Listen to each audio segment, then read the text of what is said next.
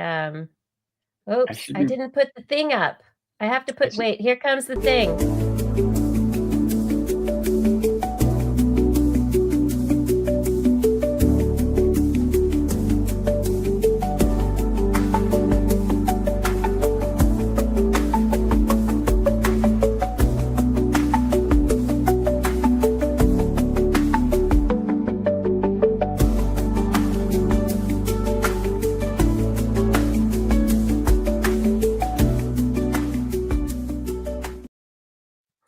Welcome, everyone, to this week's podcast broadcast of This Week in Science. We are ready for a great show. Blair will be joining us as soon as she is able.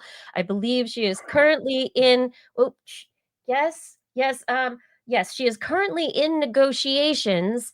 They're very difficult negotiations with her toddler. She will join us when she can. So soon as we start the show, right now I'm telling you that this is the pre-show. This is the time where you learn that, hey, this is live when we're doing it. We're streaming, and you can watch the live stream every Wednesday, 8 p.m. Pacific time-ish on Facebook, YouTube, and Twitch. But there's also a podcast. So all the stuff like this and errors and other stuff that gets edited out of the podcast, out of the live stream, you can get the edited thing that's, slightly less warty. And you can listen to that in your ears if you find our podcasts wherever they are. And I do hope that all of you out there make sure to share this Science-y podcast with everyone out there right now to get us into those algorithms, right? Let's start the science show. You ready, Justin? Did I forget anything?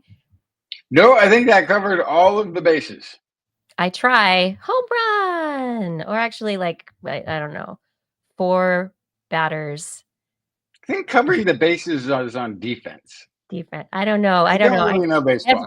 All balls. It's a no-hitter game. Everyone, we're ready to start the show. I think someone's upstairs doing gymnastics, but can't hear it. Great. The elephants are not joining in.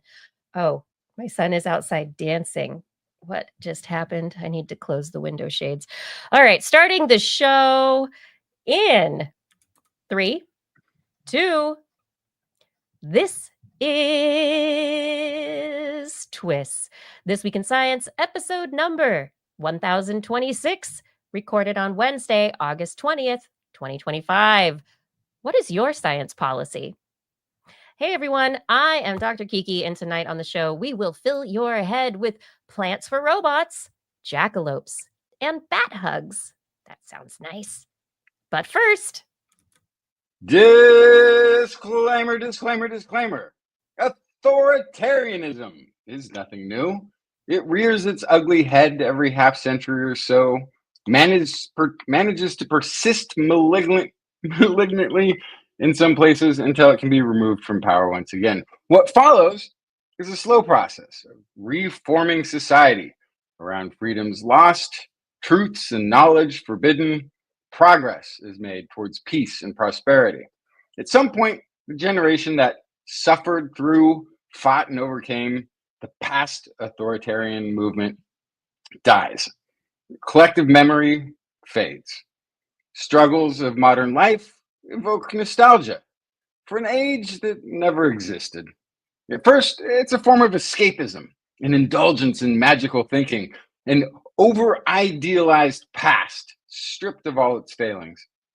Power-hungry narcissists pounce on the opportunity, readorn themselves in the pageantry of strongmen, promising return to the mythical old ways as a path to the future. Arrogance, ignorance, revisionism promenade around as pride. Manufactured hatred is presented as a justifiable cause, placing the failure of the world to be perfect upon the weakest, most vulnerable targets.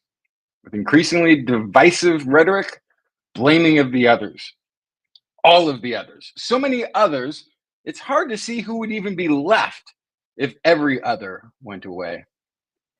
Anyone that pushes back on this propaganda, who challenges lies with truth, becomes a co-conspirator, becomes an other.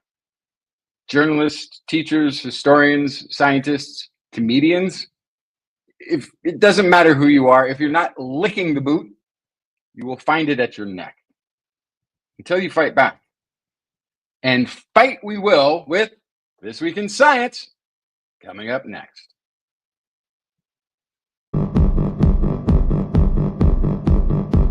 I've got the kind of mind that can't get enough. I wanna learn everything. I wanna fill it all up with new discoveries that happen every day of the week. There's only one place to go to find the knowledge I seek. I wanna know what's happening, what's happening, what's happening this week in science. What's happening, what's happening, what's happening this week in science. Good science to you, Kiki and Blair. And a good science to you too, Justin, Blair, and everyone out there. Welcome to another episode of This Week in Science. We are so thrilled to be back together once again, all of us able to get our power to work, our internet to be strong, and our children to agree to bedtime. Or to go outside and chop wood, in my case. I hope everyone is doing well this week. And we've got a fantastic show in store for you. We are joined by a guest tonight, interview with a science policy expert, Adriana Bankston. I've got stories about baby brains, making plants for robots, and translating your inner thoughts. What do you have for us, Justin? Yeah. I have a mystery hominin skull that has finally been dated.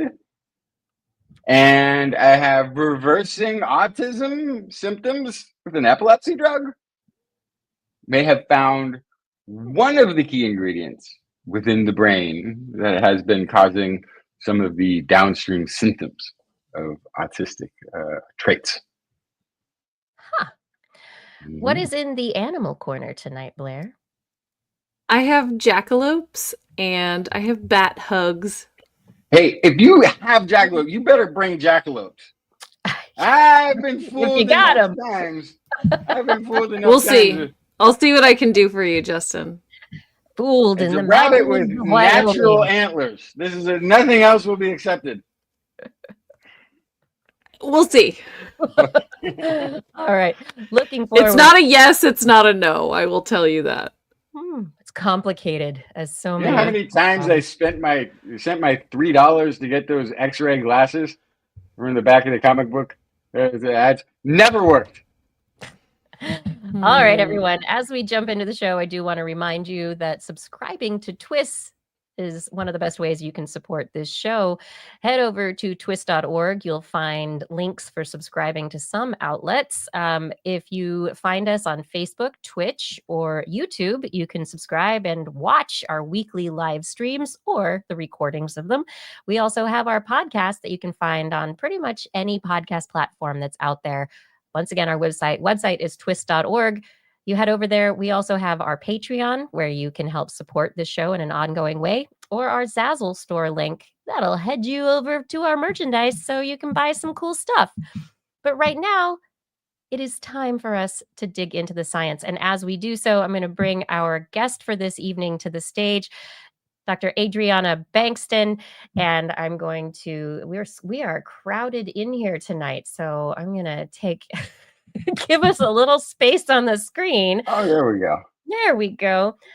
Adriana Bankston has a Ph.D. in Biochemistry, Cell and Developmental Biology from Emory University and currently works as a AAAS Science and Technology Policy Fellow to support federal scientific research innovation in the U.S. House of Representatives.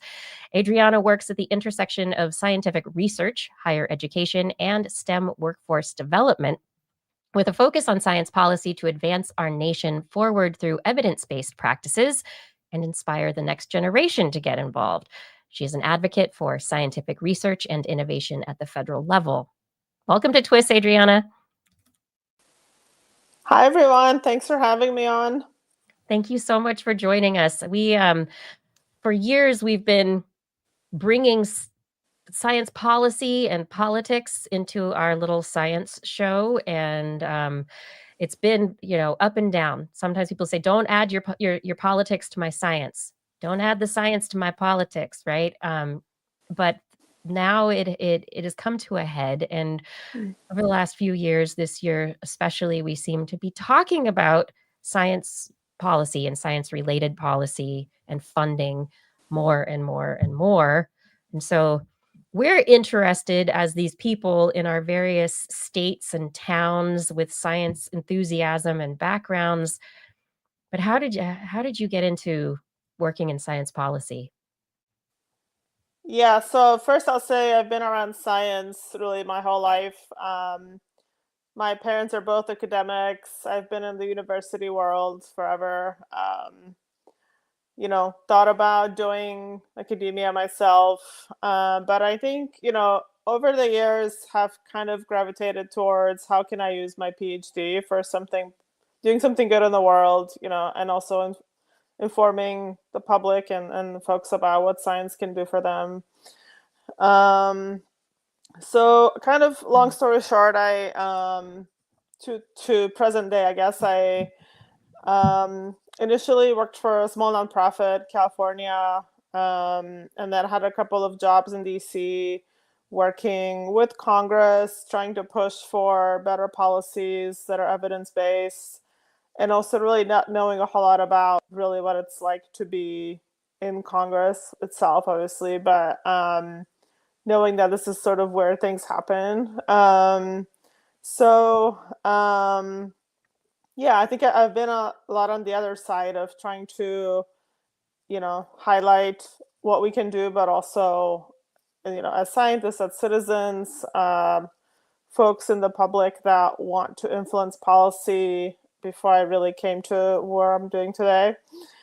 Yeah. So what you're doing now, like you actually are working for a state representative or a congressperson, and like tell us who you're working for and what are you doing? Like you're actually on Capitol Hill. You're in there. Yeah, so it's been interesting and also unusual year to be here, but I think to the context of this podcast, it's a good time to have scientists in a role like this. But so I work for Representative Bill Foster, who's the only PhD physicist in Congress, currently one of few members that have science backgrounds, which plays an interesting role to the work we're doing, because he ran for Congress to support science, and that's a rare thing, but also interesting to work for him. Day to day, and again, thinking through what's happening this year, but the sorts of things that we do, introduce legislation to support science and research and education. We co-sponsor bills from other members. A lot of this is very collaborative as far as having different members support each other, bills and letters. We did send letters to the Trump administration talking about our disapproval to all the funding cuts happening and firings, NSF specifically. So in that sense, and also the other thing I was going to say is we do, they do a lot of speeches about why science matters and kind of showing congressional support for that and for young scientists who are trying to figure out their futures. So this year, it's been obviously a combination of trying to think about what the members interested in. As staff, we do have some influence as to what's being done, but then you also have district issues that they work on, right? They have to respond to constituents in the district and also all the national issues going on. So it's a lot to balance at any given point. But I think this year it's been even more so kind of a balance of our day-to-day work with, how do we respond to all the things going on in the administration, right? So you started this, it's a year-long fellowship that you're in right now, and so you started it prior to the new administration. You've had about 6-7 months of 6 months of each, just about, if we were to split it. But so what kind of changes and shifts did you see in the attitudes towards science, if any at all? Yeah, hard to say. It's sort of slow at first. I think because I also joined at the end of September, end of last Congress, things were pretty slow. A lot of, some members in the House, including Bill, got reelected. So we're sort of like, let's wait and see what happens. And then everything kind of took off in January, right? So I think for me, I didn't really know what to expect. I was sort of like, I want to see kind of how Congress works. What do they do? You're really like in the weeds of everything, right? But for them, they said that, well, we have, been in this situation before in previous Trump administration. So that's part of the work is like, you're working with people who have done this before and have been there for many years, and you're still plugging into a system that we're like, okay, we kind of know what to do. But even then, I think even for them, it was unprecedented. I think it So- has been unprecedented. Yeah. So in some ways, I think, it's nice to have some of this prior knowledge and credit to the office, because I think it's one of the few offices where the staff tend to stay on a long time, which is not usually the case in Congress. So people come and go pretty often. But testament to kind of the culture that they're building there, and their staff do tend to stay and have gone through a lot of different administrations. So I think, one thing I wanted to say is, seeing a lot of, concerns from young scientists, right, and their future, talking to them, trying to understand what they can do and, how Congress can help them, which has been interesting to be on the side. Obviously, and again, to kind of what I alluded to in the beginning, the impact in the district, we're in Illinois 11, which is close to Chicago, having, impacts in the universities in the state, but then also just having both constituents and other folks calling us and saying, what is Congress doing for science, right? So there's that. Yeah. Local issues, but then also broadly more national concerns. Yeah, and I think that's, where you are, you're looking at it from this kind of federal lens, right? But at the same time, y- you're privy where you are to all these things that are happening and learning about what's the processes in Congress and how, you know, how the sausage gets made, right? From outside, it's like, oh yeah, we vote for people and then they go and then they vote for things. And then, it's like this battle back and forth now between the two parties. But it's also, it's a little opaque for people who aren't in politics, I think. And I don't know. I mean, I think when we think about it, like, is making a phone call to your representative, is that really helpful? Like, like, from what you're seeing and the work that you're doing, like, when people say call your representatives, like, is that honestly a really good step that people can take to help? I mean, we pick up every phone call, so not everyone does. I think, again, testament to a member who cares and the staff that does. Yeah. I think, if people want to get involved, there's different things you can do, right? You can email, you can call, you can come to meet with us, do a Capitol Hill Day, kind of different levels of engagement, right? All the things help. From our side, we do have a system where all the phone calls and emails go into a database, which then gets some sort of response.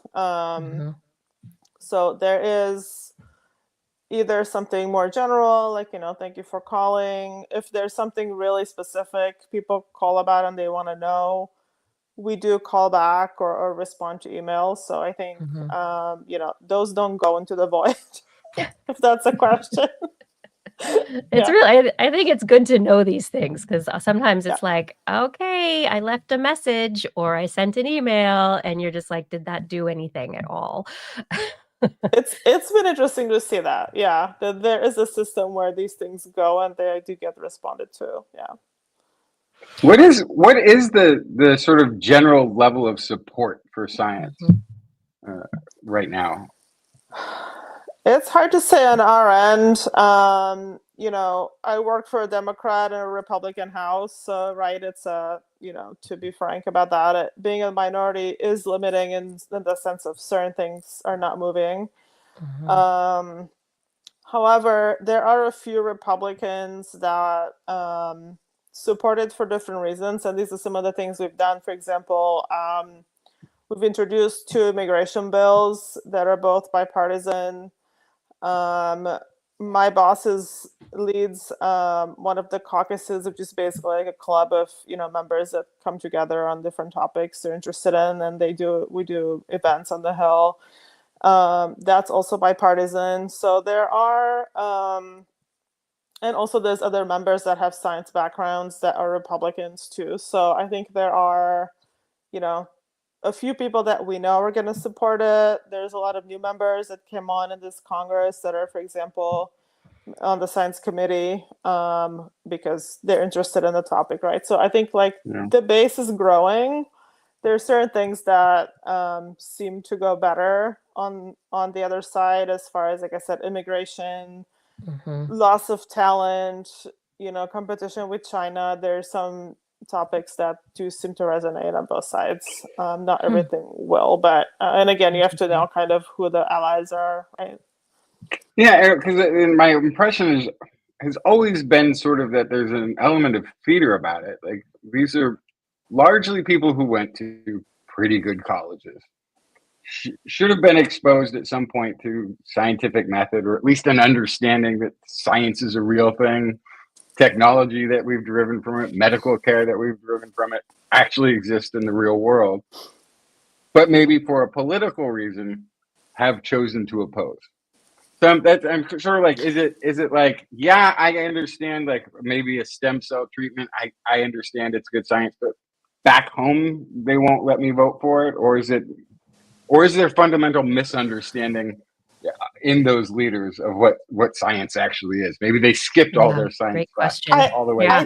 I think you're right about how do I put this? The voters, I guess, make a big difference, right? If they sort of, that's part of the job, I guess. They have to listen to what the voters are saying. I think still there's very few members that even know what this is or have a science background of any kind, right? Again, this is an exception. This office is very science heavy and people know him for it.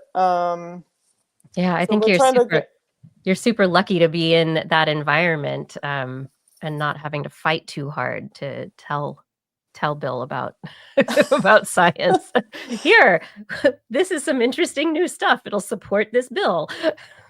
Yeah. So I think there is, but I think also to your point, the other side of like, there is some growing concern. I think if anything has come out of this year is that there's more awareness that science matters and it impacts our daily life, and trying to create, find those day-to-day examples of things of science is like your cell phone and things that you use day to day. There's some science and research that went into that, and there's a scientist that designed something like part of that. And I almost can't think of an illness that has a genetic basis that there isn't a stem cell treatment that's making fantastic progress towards. Yeah, and I think, like, everybody has to have people who've suffered from any one of those many diseases that this is working on as an example. And I think things like, the COVID pandemic is always a good example that most people can relate to that and say, yeah, the vaccines do work, right? Yeah. Trying to find those examples.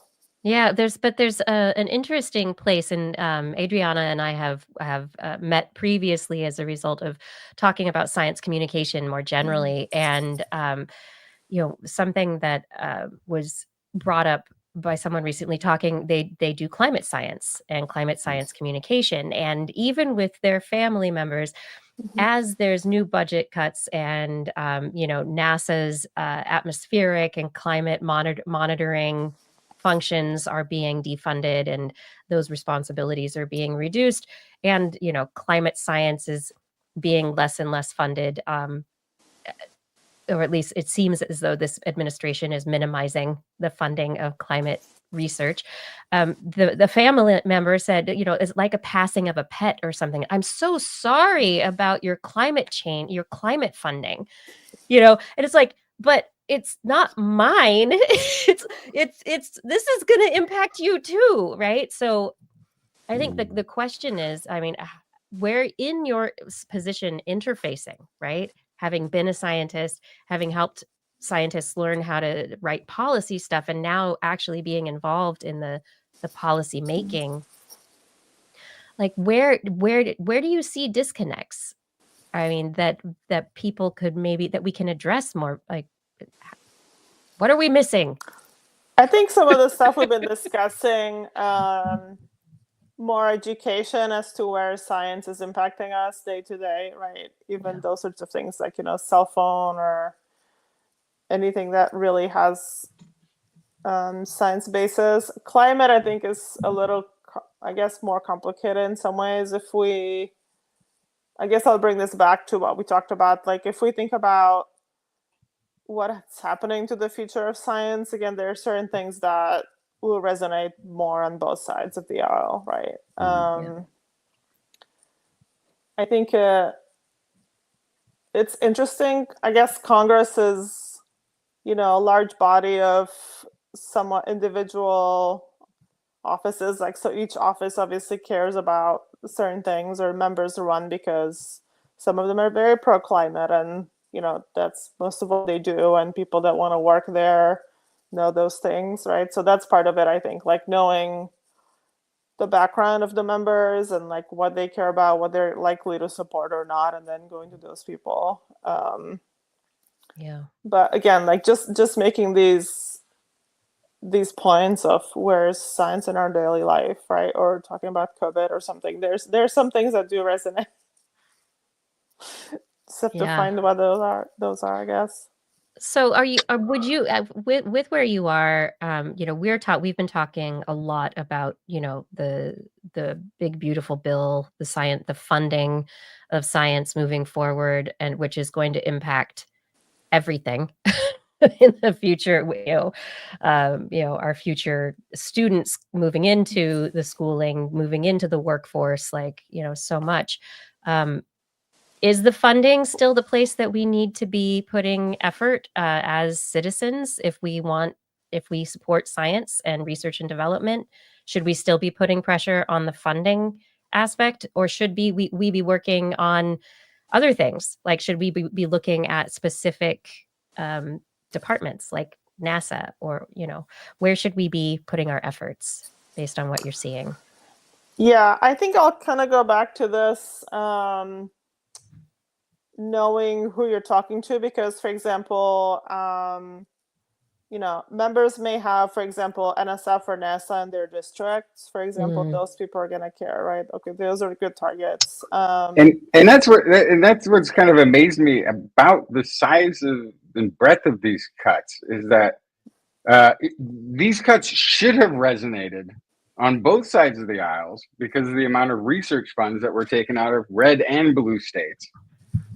And there wasn't like the political will to even stand up for what's usually like the bring home the bacon kind of legislation that you should be, have no problem at home because you're really representing, but it was still allowed to fall away.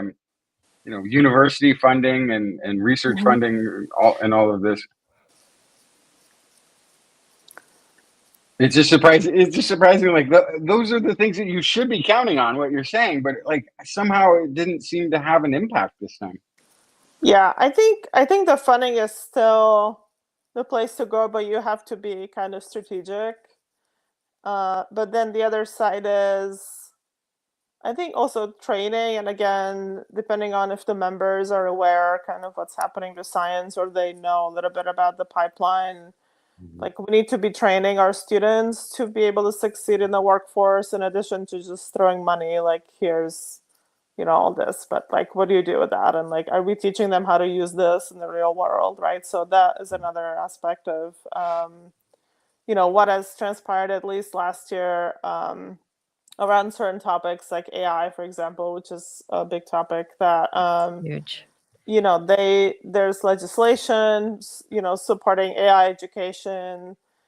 So some awareness that, these technologies are coming to fruition, or kind of to the front of people's minds now, but we're not training people how to use them, or we don't even know how to use it well, right? That's a big question. Like, what does it mean to even use AI in an ethical way, and teach people how to do that, and teach students that want to use it well. So that's the other side, I think. Part of it is money. The other one is, like, how do we teach people to use technology as well, and the education side, or more the training side of it, which does resonate to an extent. And that should be whenever somebody's making fun of a silly sounding study, right? Right. Yeah. The thought that always jumps into my mind is like, yeah, well, we put people in jet planes to fly around in circles, burning $100,000 worth of jet fuel, because it's training. They're not in the air to engage in combat, and hopefully they never will have to.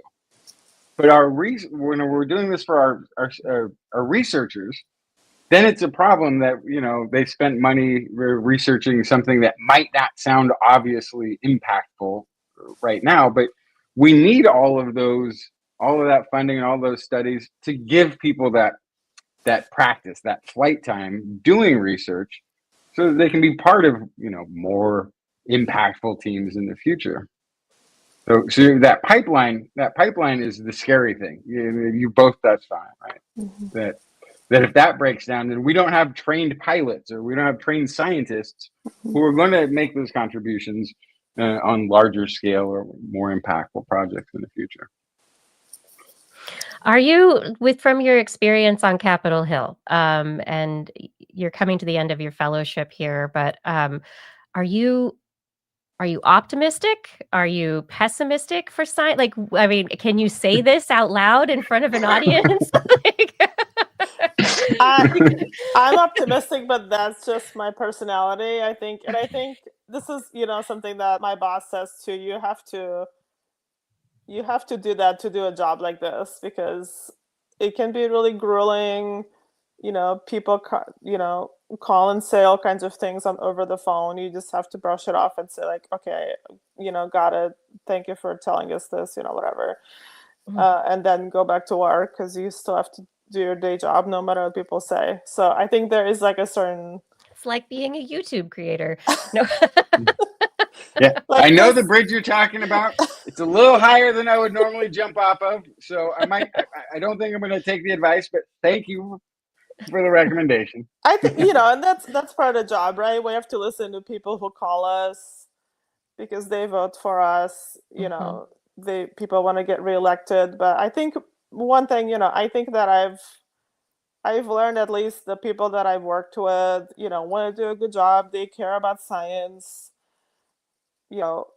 I work for a good member who's trying to do the right thing, and I've somewhat have a renewed confidence in Congress, I think. Even like that's coming from, again, not knowing anything really about it. And working in this office, people do care and they're trying to do good things. Not everyone is, but some people are. So I keep going to those offices that are listening. Yeah. That's really encouraging to hear. I feel like from the outside looking in, it definitely feels like we're in an unprecedented time where, I hate saying that now, every day is unprecedented at this point, but that, science always used to kind of be, funding science used to be a crowd pleaser, right? Like it was an obvious yes. And I think there's this fear that we've talked about on this show that a halting of funding and a halting of support of certain fields of research are going to create a pretty big lag that we're going to have to spend a long time catching up from. And I also, part of me does also wonder that people aren't going to want to endeavor to do kind of longer term studies because, maybe I'm only going to apply to do this program for 3 to 4 years because I don't know what my next round of funding is going to look like, right? So like, I'm just kind of curious if the kind of overall kind of narrative around federally funded research is shifting in that way. I think certainly that's true for, students and people who are in research now and saying like, okay, I'm halfway through grad school.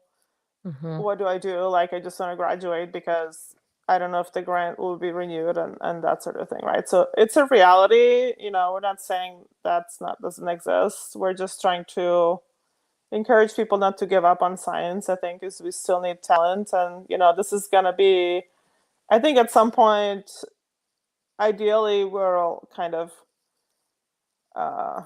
come out of this chaos and kind of rebuild some of this, because again, this has happened before. It's not the first Trump administration that's ever existed. It's probably the worst, but we've come out of this before, so that's kind of what I'm hearing.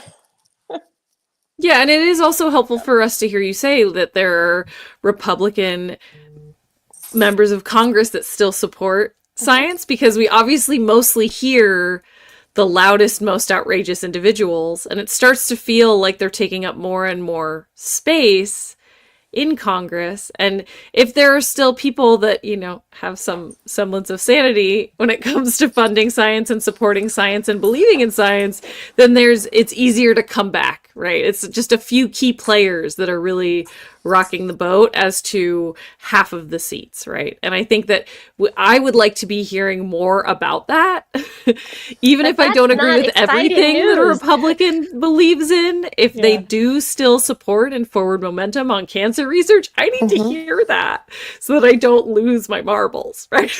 I actually don't want them to say anything, just in case that's the fair. thing that gets them pushed up.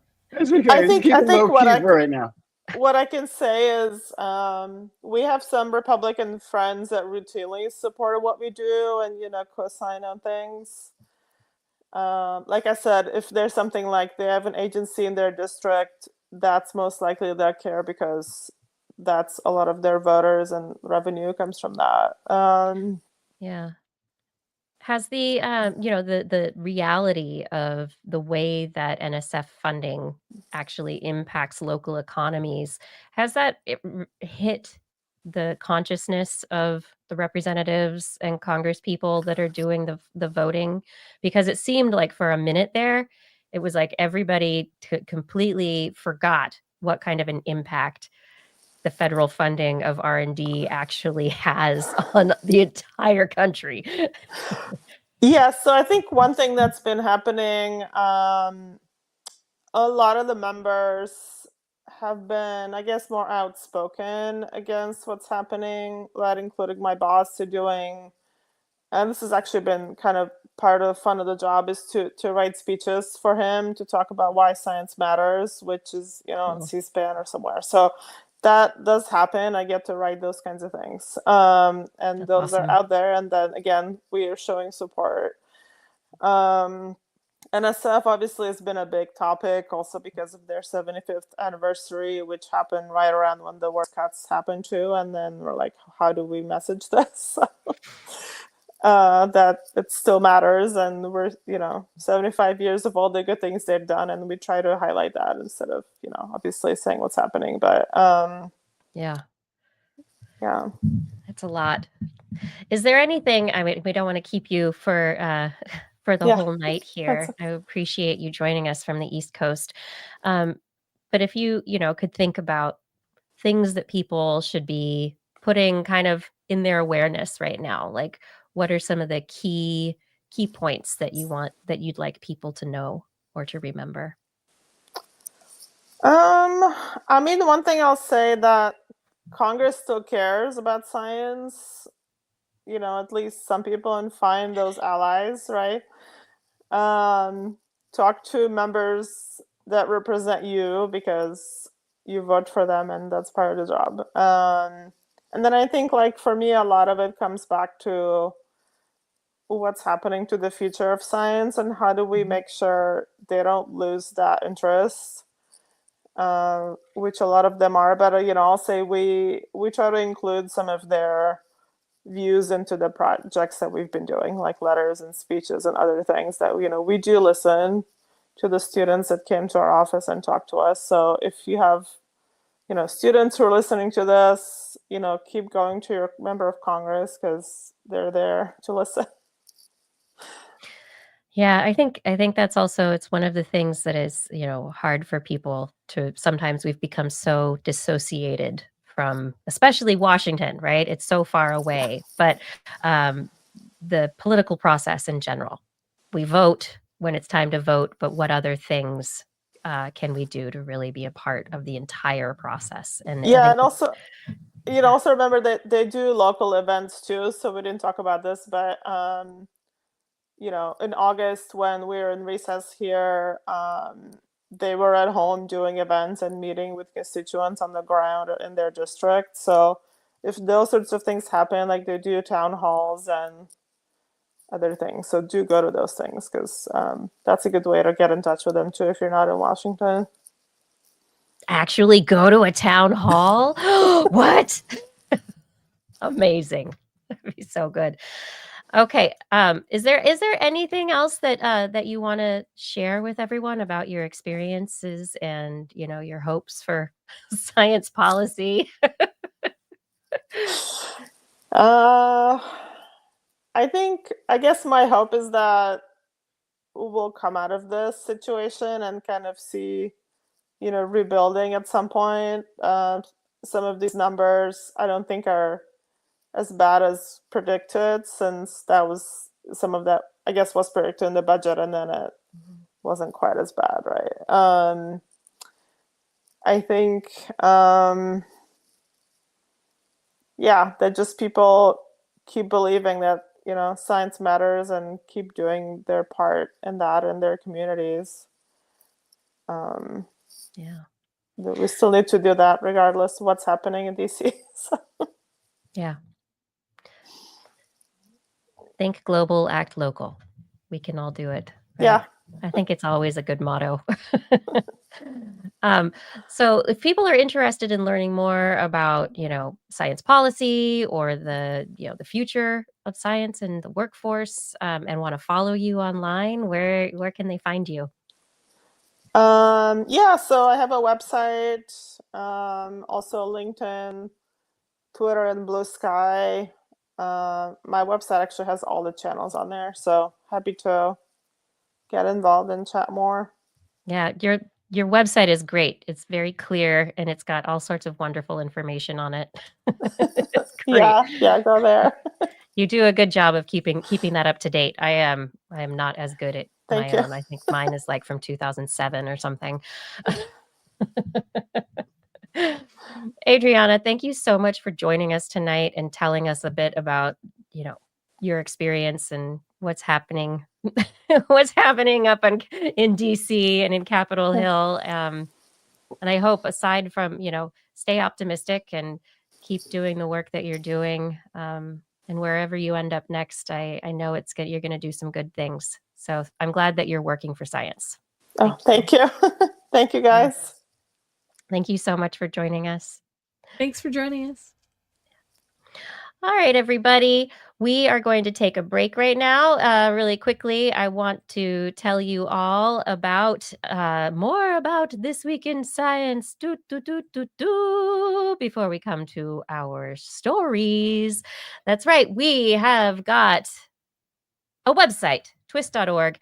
And if you love the show, I do hope that you will head over to TWIS.org and click on our Patreon link.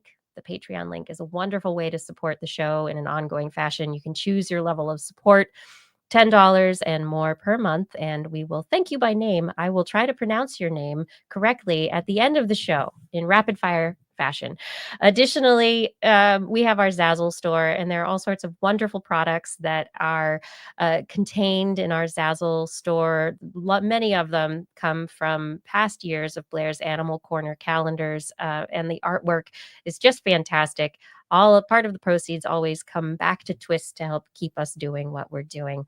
make sure that we can pay for, all the infrastructure, the little things that keep the show going. And additionally, it would be really great if you shared the word about TWIS. Help us get the word out so that there are more people finding out about things like Adriana's position in science policy, and that this is a potential career path for people, that there are people out there working for good in science on Capitol Hill, local government, around the country.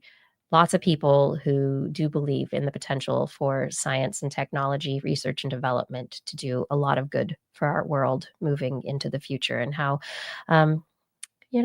we can all work together on that. So anyway, there's the more the merrier. Share TWIS with all the people who you care about. It's sharing is caring. It really is.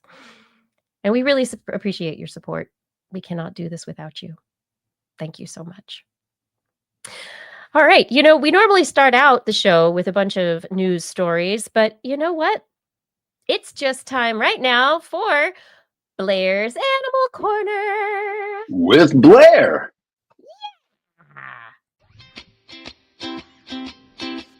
She loves our creatures, great and small.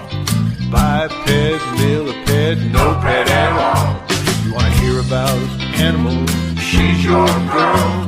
Except for giant pandas and squirrels. There's Animal Corner. What you got, Blair? I have jackalopes. Really? No, really? You do not. You better bring them. What? You better. I don't know what to tell you. I don't know how to let this kind of guise go on. But this was all over the internet this week, so I wanted to talk about it. A group of rabbits were found in Colorado. They had different names. They were called Frankenstein bunnies. They were called zombie rabbits. They were called demon rabbits, and they were making the rounds on social media. They are, in fact, what is most likely the inspiration for the jackalope myth in North America. So this is the closest to real jackalopes you're going to get, because this is where the idea came from. But basically, these rabbits are showing up with growths somewhere on their head, in their mouth, in their nose, on their forehead, coming out of their eyes, that, I'm sorry, this is kind of gross. They're warts. They're wart-like growths that eventually metastasize, so that they're kind of, they become hard and they look like horns. And so they can also end up kind of branching to look more and more like horns. So if they're coming out of their eyes or their head, they look very horn-like. If they're coming out of their nose or their mouth, they look kind of like, I don't know, like a Giger-esque The Thing situation. But they're freaking people out. But the thing is, this is caused by a virus. It's the Shope papilloma virus. Oh. It's been around. It was discovered 100 years ago. It's been around for probably much longer than that. In most cases, it does not harm the rabbit. The rabbit's immune systems will fight the virus, and once they do, the growths recede and disappear. Unless it's coming out of their eyes or mouths enough to interfere with eating, and then it can end up causing the rabbit to pass away. But in most cases, it doesn't like hurt them. It's just freaky looking. But what's interesting is the study of this virus starting 100 years ago. It was discovered by Richard Shope, Dr. Richard Shope, a professor at Rockefeller University, discovered it in the 1930s. And their study of this virus over the last 100 or so years has actually been really beneficial to human health as well, because papillomavirus, right? So it's actually helped to help to kind of draw the connections between viruses and cancer. So in humans, we have HPV, human papillomavirus, and that can cause cervical cancer. So it's a virus that can lead to somebody having cancer. It's not a direct virus causes cancer, but virus causes changes that make cancer develop, right? So scientists have been studying this virus to help understand the connection between viruses and cancer prior to them figuring out what was going on with HPV and cervical cancer, developing a vaccine, all these sorts of things. So it's actually a pretty interesting virus. It's pretty impactful on the scientific community. And so people who study these things are probably like, oh yeah, we've been seeing this forever. But because of the internet, some people saw this, flipped out, posted it online, and now we got jackalopes or Frankenstein bunnies just running rampant across your pages on the internet. But they are real. They are as close to jackalopes as we're going to get in the real world. And, or almost like Cthulhu-esque rabbits. They're very strange looking. But, yeah, they're fine. Most of them are fine. So there you go. I think it's really interesting, and like one of the big questions. I don't want to share my search for other pictures, but one of the questions from Zombie Tom Hanks here is that the same virus as Tree Man? And so I don't believe it's the same exact virus, because what you're talking about is a papillomavirus that is specific to the cottontail rabbits. Mm-hmm. And looking in Wikipedia for this particular virus, there is the CTPV, cottontail papillomavirus, is also known as Kappa papillomavirus 2, which is really fun to say. But that's not a human papillomavirus. It does look like Tree Man, but it's a keratin syndrome is also a papillomavirus, though. So it's related. Yeah, that's interesting. That was exactly. I did not know about that. These pictures are rough. I was going to try and find pictures, and it was. Yeah. So anyway, you can Google that at your own leisure. Yeah, I don't know, Justin, what do you think? Does that satisfy your desire for jackalopes, or are you disappointed? No, I think that's an amazing possible source of the story. Yeah. It's the first thing I thought of when I saw it, which is why I opened the story, even though the headline was all about the Frankenstein bunny, and I was like, that looks like the origin of the jackalope myth. Let me go ahead and open this article, and then lo and behold, towards the bottom, there it was. Is that the region where the myth started? Is it Colorado? Oh, the Rocky Mountains. Perfect. Yeah, there it is. Wow. Yeah. So, and of course, here in California, we have the chippelope instead. We do? Which is yes, but that is, I do not believe there's any chipmunks running around with papillomavirus. I think that is just for fun, because jackalopes, therefore chippelopes. It's, whatever. Go to Confusion Hill, check it out. I think I just found the jackalope walrus. It's a yikes. Jackalus. It's got big fangs. Anyway. Yikes. Big, sharp, pointy teeth. Isn't it amazing what just a different set of instructions will do? Like, this is taking keratin, right? Your skin fiber, and basically saying grow horns, grow fingernails, like out of these different parts of your skin. It's taking keratin and forcing a different program. And it's overwriting the program that's in those cells that are infected by the virus and causing a totally different growth. I think that in itself is just fascinating, but I am fascinated by very weird things. So, so my last story of the night, I wanted to bring you something that was perhaps the sweetest story I've seen in a very, very long time. And it is all about hugs. I'm going to withhold my because I always feel like it's a setup. No, this is really just very, very sweet. Did you know that bats like to hug each other and cuddle and share meals? Yeah, there you go. In particular, this is the world's largest carnivorous bat. It's a spectral bat, Vimiprum spectrum. And they were previously assumed to be solitary foragers. You can guess where this is going. They are, like I said, they're the world's largest carnivorous bat. Their wingspan is about 3 feet, aka a meter. Thanks, guys. And researchers installed motion-sensitive infrared cameras inside a hollow tree in Costa Rica, where they're from, to see what they were up to. After 3 months of filming, they found that they were way more sociable than they previously thought. So my first question is to the ether, why do we think that? Why do we think that? Why do we think they were solitary? And how could we be so wrong? They actually found 8 main types of behaviors, including social interactions, food provision, and play. So I'm going to talk a little bit more about each of those. Within the roost, one of the social interactions they had is they would groom each other and make social vocalizations. Aww. They would have a greeting. Yes, Aww. They had a greeting similar to a hug, which there's a diagram of in this paper, which is very funny. Diagramming a hug. It's perfect.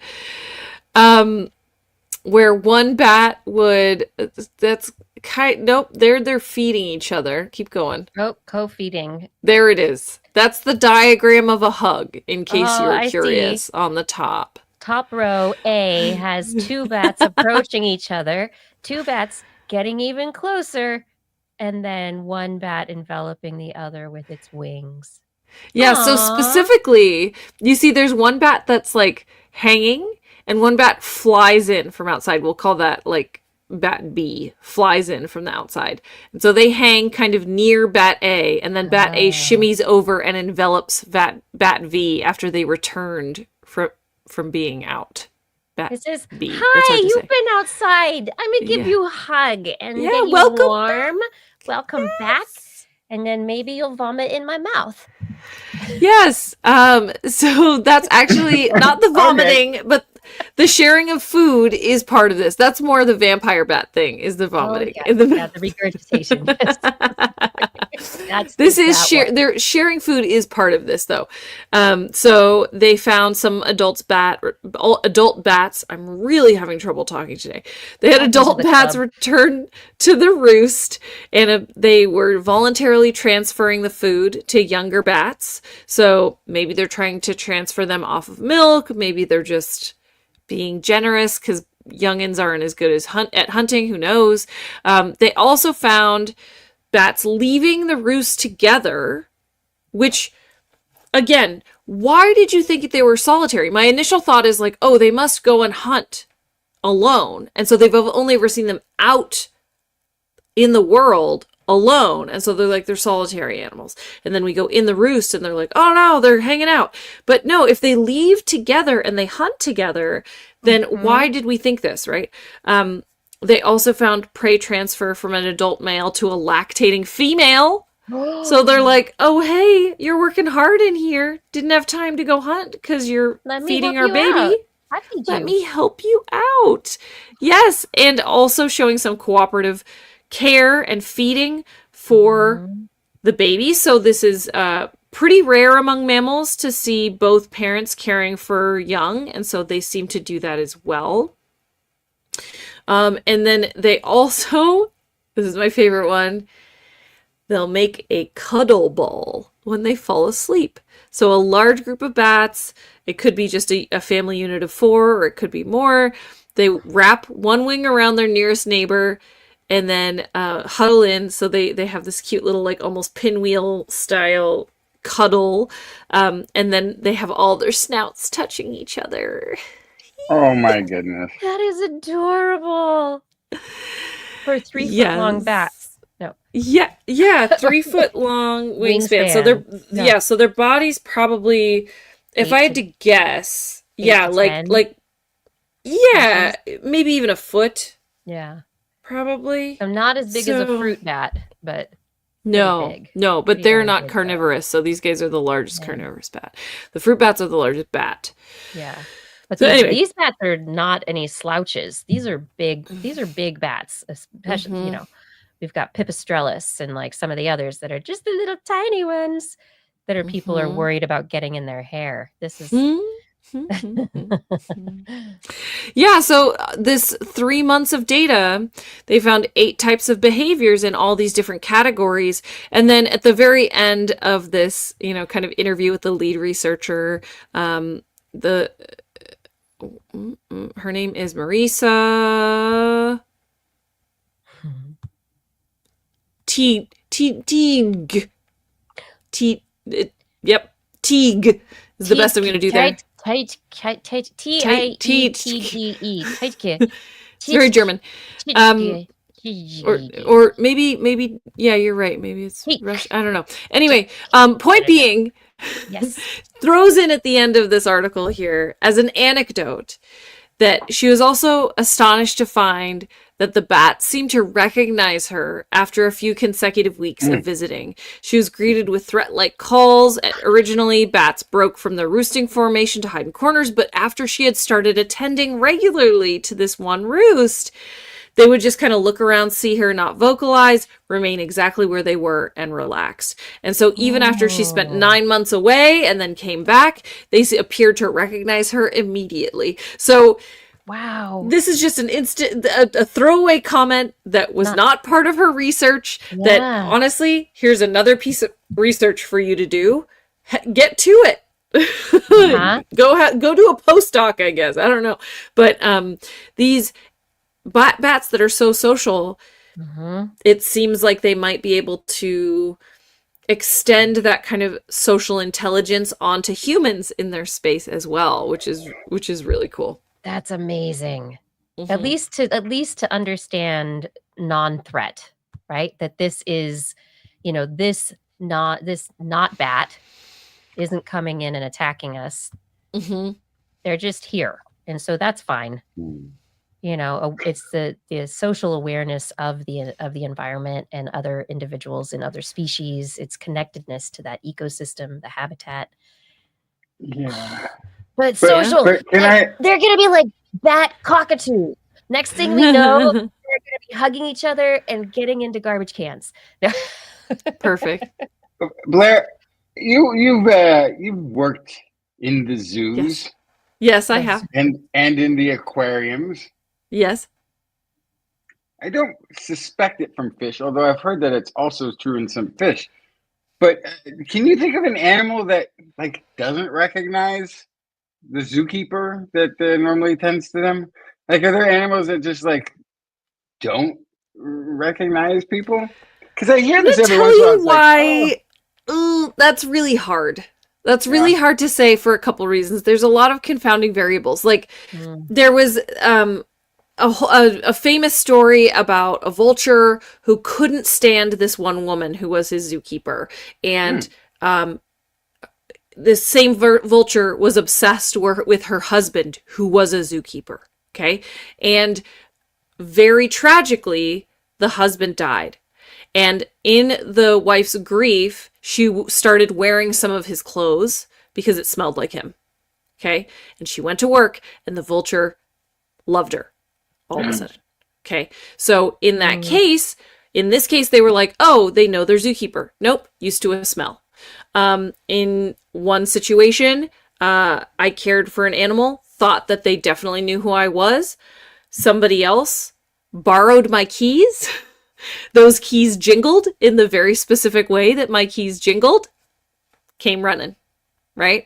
So there are other things, yes, that are signaling it. And with animals like reptiles and amphibians, I like to think they know and they are comfortable with individuals, but it could also be that I am comfortable working with that particular animal. My hands are steadier, my heartbeat is slower, I am not exuding any kind of like hormones like cortisol or anything like that, and those could be cues that they could be picking up on, right? So really difficult to say what is just all animals across the board recognizing threats and non-threats, and what is like what about that is what they're recognizing? Are they recognizing an individual human, or are they recognizing certain kind of cues or variables that couple a non-threatening situation? Right. So it's super duper complicated. Yeah. Yeah. No. Now that you're framing it that way, I see how there's everything would be confounding. Like you'd have to have a very specific type of experiment to try to suss that out. But that being said, all the animals I cared for loved me, of course. Of course they did. Of course they did. Because they heard your jingle jangle keys and they knew they were about to get fed. That's why they came running. Now we know. You basically were running the can opener and had the cat show up. But it's also that they come running, but then do they behave differently once they see that the keys are held by somebody different, right? Is that, what's the behavior post the first signal? Because, if somebody borrows my car and my cat's here, my cat hears, the squeaky brakes in my car outside come into the driveway, the cat's going to come to the front door to look for me, but maybe I'm home in the basement, Right. But they're coming to the sound of the squeaky brake tires. And if you had cat treats, would they care? Would they care? Anyone I don't know. With the cat treats. It's like that one, gosh, was it a movie character or was this real? Because it's terrible. No, I think it's like a real person. No, training a child, like by giving them, oh no, this was Stalin. Yes. A real person. Stalin used to love manipulating people and spent like some time at a country house with one of this, a fancy elite person, and their wife, the family had a little daughter, and every day for a week he gave the little girl little candy treats, and then at the end of the week, had a bet with the mother, that who the daughter would come to when they called her. The little girl went to Stalin as opposed to their mother. And then he took her away, never to be seen again. No candy for you this time, little girl. Oh my goodness gracious. Yeah. Wow. Lessons on science podcasts. There we go. For a minute, I was like, what do I remember this story from? Well, that's also in As Good as It Gets about a dog and bacon. Kids no better than dogs. Fair enough. Yeah, well, that's all I got for the Animal Corner this week. Awesome. Thank you, Blair. Justin, what do you have to talk about this week? This is a mystery skull. Dun, I like mystery. Is this like Dragon Man? Well, this one's a little bit more recent, a lot more recent than Dragon Man. This is a cave in Greece. Petralona Cave has been perplexing researchers ever since a skull was found there in 1960. So sometimes you can figure out in a layer of earth, you can kind of date back how far back that was, and sort of know at your sight what sort of age range you are looking at based on different features and known time points in soil. This is in a cave, and it was discovered cemented to a wall, so it didn't have anything covering it. And in a cave is a kind of a weird environment because while it can preserve things and protect things, you also don't have the same kind of sedimentary layers and things like that going on that are going to give you a date range. So essentially, the date on this skull was somewhere between, the life of what they think the cave, the functional life of the cave, it was about 170 to 700,000 years was the range for this skull. And it's an interesting skull because it's definitely human or homogeneous, but it's not a current modern human. It's much more primitive than a current modern human should look like. And it's not a Neanderthal. So what is it? Well, they got this, the skull, and so, but they don't even know where it fits in. Is this like this could be, if it's 700,000 years at the outset of the old time frame? My gosh, I guess it could be even an early Neanderthal, possibly. Maybe it was an even early human ancestor, possibly. But if it's 170,000 years, then it's just a completely different hominin. It's another human that we have to name that was wandering around the planet, this time in Greece. So they went, but now this time they have found a way to use new U-series dating.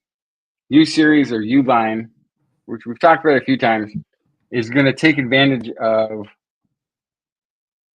the calcite, these little crusty formations on the skull, presumably from when it was attached to the cave wall. And by looking at the uranium to thorium ratio at the level closest to the skull, they can actually date when it was formed.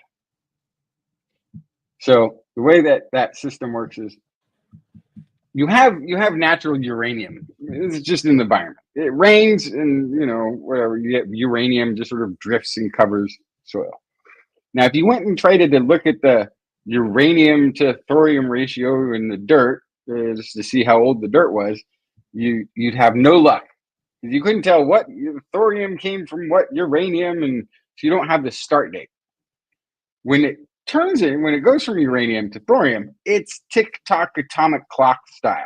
It's a half-life that we can actually pinpoint the speed at which that process takes place. But when you've got all kinds of different uranium deposits from different starting time points and different thorium amount, you can't figure out the ratio. But what's interesting is just the happenstance is that uranium is water soluble. So when it rains and the moisture moves down through the soil, and that moisture finds its way into a cave, runs down a cave wall, it brings with it all these little trace minerals, including the uranium isotopes, but no thorium. The thorium is not water soluble. It stays behind. It's stuck in the soil up above. So what happens then is this little drip comes down the cave wall. It evaporates, leaving the trace minerals stuck to it. And you have uranium that's all by itself, no thorium, and it begins to convert to thorium. And you look at that you look at that ratio of how much thorium there is to how much uranium is present, and you can tell exactly when that process started, more or less. Okay, atomic clock, we're very precise. Yeah. So what happened? We've dated previously some cave art, right? There was famously a couple of caves in Spain where they used this technology and found that the cave paintings had to be much older. They were older than 65,000 years, and were probably Neanderthal made, not current modern human, right? Because they were just too old. So it doesn't tell you how old. It doesn't date the thing. It can only tell you the minimal starting point. So that skull, they determined through looking at the U-series dating, is around 286,000 years old. That would be the minimum old date, right? Yeah. Because it could have been in the cave and not getting any moisture on it. It could have been covered in the cave. It could have been just on the dry side of the cave. Who knows? But once that calcite material started to form on it, they can tell by looking at that layer closest, the thorium to uranium ratio closest to the skull. They can tell right when that started, 286,000. Okay. But it doesn't give you the other date. It doesn't say how, what's the oldest it could have been placed in there. Huh. It's the minimum oldest, but not the oldest. That makes any sense. Right. So there's not like full bounds on the age. It's like it could be this, but it could be much older. We just But don't know how. Yeah. But Okay. the floor of the cave also has these deposits. And if you got a stalagmite veil that's on one of the walls, they can test that. And so they do these tests, and they have age ranges that are, depending on where they're looking, no more than 539,000. But if it was stuck to the wall, if it wasn't actually stuck to the wall, because there's a little bit of mystery about whether it was completely stuck to the wall or was just leaning against the wall when it was first found in 1960. Mhm. If it was just on the floor, it could be an oldest date of 410,000 years. If it's attached to the wall, it could be as old as 539,000. So that's the range. If it's the initial report that says it was attached to the wall, if we go with that, we now have about 286,000 to around 539,000 years old. That's the age range. Much more likely to be near the 300,000 mark. Much more likely that it's pretty close to when the residue started forming. And that's interesting because that's going to overlap with Neanderthal presence. So then so we don't know who the skull is, but it's not Neanderthal. It's some kind of hominid, but it's not like we can't say which hominid it is. If it was 700,000 years ago, it was like the oldest possible old analysis of the date. Mm-hmm. It could have been a contemporary of the earliest Neanderthals, which means it may have been some sort of a sister species, or may have been a divergent kind of a thing. Like, we don't know. Right? But that's around the time that Neanderthals are thought to have started, around 700,000 to 800,000 years ago. The fact that this thing is in the 280-something thousand to 300,000 years, well, we're getting into the range where Neanderthals were getting pretty well spread out across Europe even. This is well after the older hominins that were like 1 million years ago that were running around Europe had died off. So this is kind of a new mystery. We find it on this, they're in Greece, sort of in the nexus of kind of close to Africa. If you swam for it, I guess. Yeah. Looking more primitive than a current modern human would have 300,000 years ago, and definitely not a sister origin of Neanderthal, but a contemporary, something that was wandering around at the same time. So what do we need? We need more skulls. We gotta find more evidence of this. Find more skulls, everyone. They don't even know how the skull got into this particular cave. It's just one skull. That's it. No. That's all they got. But it's One an intact skull. cranium. I mean, that's the nice thing. It's not just a fragment of a thing. It's No, it was the Greek gods. They threw someone down in a pit, and that just the head. Just it sounds like they got lost. Poor bugger. Spelunking. Yeah, exactly. Without gear is just risky. It just is. Good gracious. And my last story of the night is going to be from Stanford Medicine. Scientists investigating a neurological underpinning of autism spectrum disorder. They have narrowed it down to hyperactivity, not the entire disorder, but they have found that hyperactivity in a specific brain region could drive behaviors commonly associated with the disorder. So they did all of this research with a mouse model. They identified and you're going to have to help me out, Kiki, because this is one of those brain words that for some reason my brain doesn't know, which it seems like it should because it's a brain region. Like, it would be like knowing the streets in your hometown. I should know all of these. But the researchers identified the reticular thalamic nucleus, something that serves apparently as gatekeeper for sensory information between the thalamus and cortex, as a potential target for treatment. They were able to reverse symptoms similar to those of autism including susceptibility to seizures, heightened sensitivity to stimulus, and increased motor activity, as well as repetitive behaviors and decreased social actions by giving the mice drugs that suppressed that specific area of the brain. Same drugs are currently being studied for treatment of epilepsy.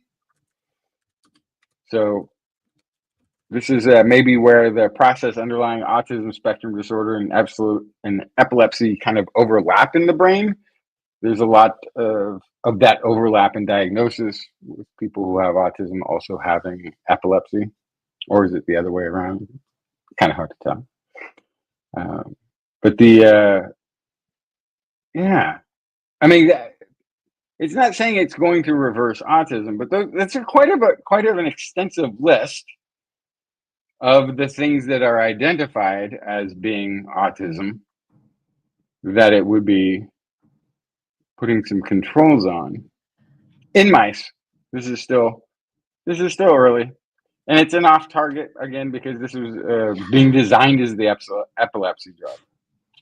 However, they found that it was impacting these behaviors more generally.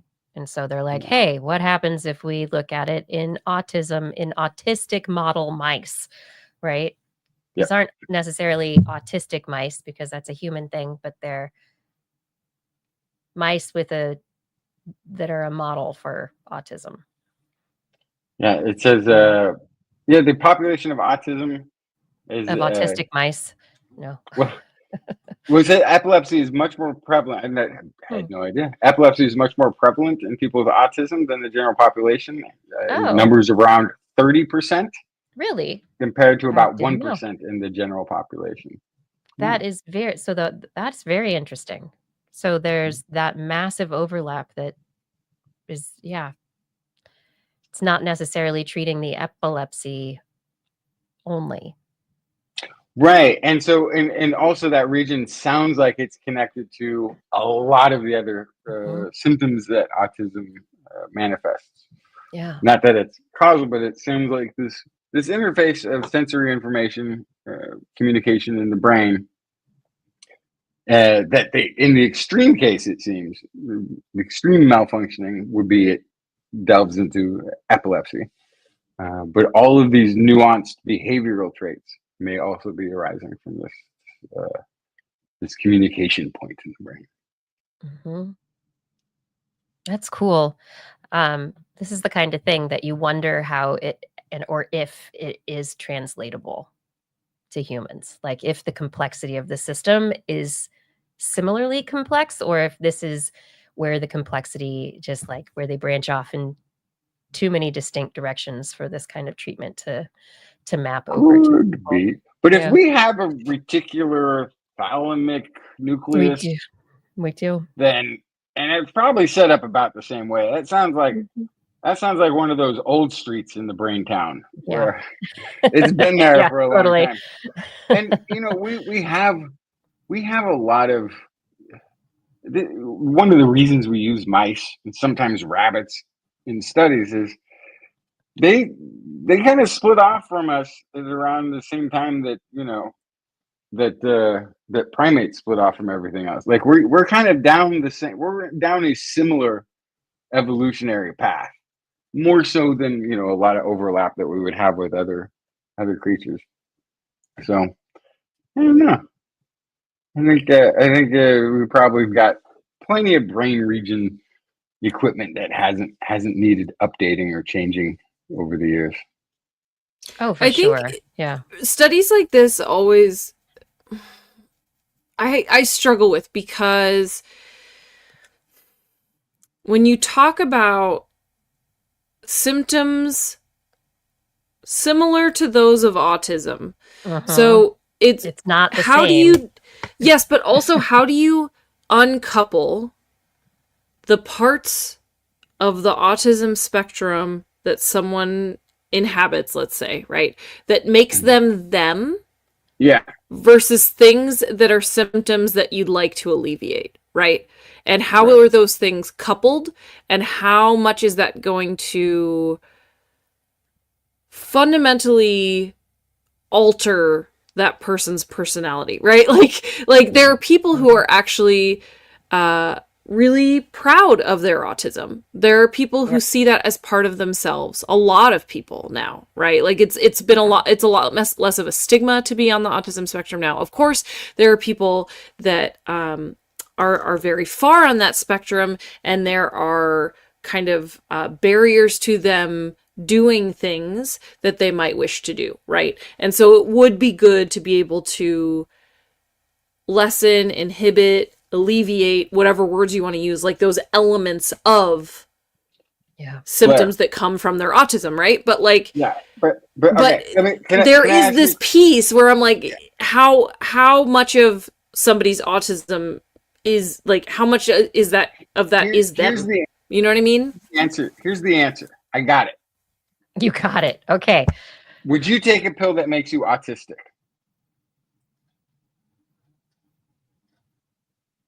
No. But I feel like I need more information. Yeah. Right. So like, would I take a pill that would make me autistic if it made my migraines go away? Maybe. Like, so I might take it. You know, see what it's like. Oh, this is kind of what it's like. Oh gosh, oh my gosh, I didn't ever hear those sounds before, and now they kind of bother me, and they didn't before. That's really strange. Right. This is a drug.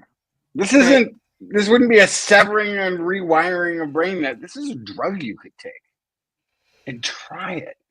Of course. No, totally. I'm not saying this isn't something we should follow. I'm just saying, as this field, get me off of it. Or as this field like is explored, I'm curious about that piece. That's all I'm saying, right? Like, if the people who are in the clinical trials are like, I didn't like this, I didn't feel like myself, right? Or the people around them say, I don't recognize this person, you know, like those are the things that I'm really curious about. I also think it's really important to have that fundamentally figured out before you start looking at this in children. Because I also know that there is, you know, in society, there's this push to make kids like act normal, what is normal, right? There's nothing. And so just whatever gets along with society. Yeah, exactly. And I really hesitate to do something, even if it is something that you could just stop taking the drug, right? If you do it at a time when somebody is forming as a human, that can also fundamentally change the trajectory of their lives, right? So I'm just saying there's like a lot going on here. Yeah, I mean, like I think being able to have the drug available so you could take the perspective. You know, I mean, some people, like, if you're doing perfectly good self-care and everything's fine, you might not even be curious about trying.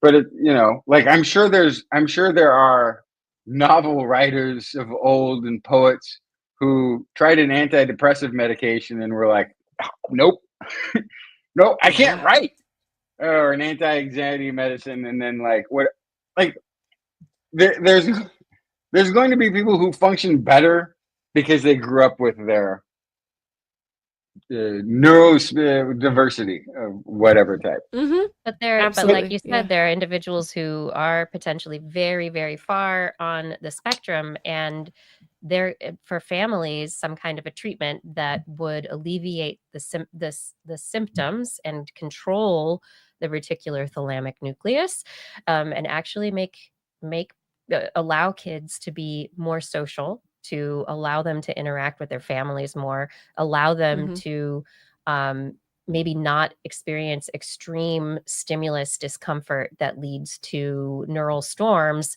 and anxiety attacks and temper tantrums that can sometimes be incredibly violent. And while those may form who you are, families, there could be better choices. Oh, for sure. Yeah. No, in no way am I trying to say this is like a bad idea, right? I'm just saying that I do think that's a piece of this that you can't look at it in mice. You can't look at it in a mouse model, right? But that's something when you start a human trial on a treatment like this, that's a piece I would be interested to kind of see the results of. There's a long way before this makes it to people, though. like there's like people I know who like are, you know, would do, you could be a dramatically different personality. And you're right, like if if you're talking about late in life and they've already formed relationships and things, and oh my gosh, an autistic couple, if one took it and the other didn't, and oh my goodness, there's all kinds of drama available. Yeah. But this Anyway. also, this particular study though is genetic modification, right? So it could potentially lead to genetic modification and then designer drugs. So that there's like very specific activation of the reticulothalamic nucleus, right?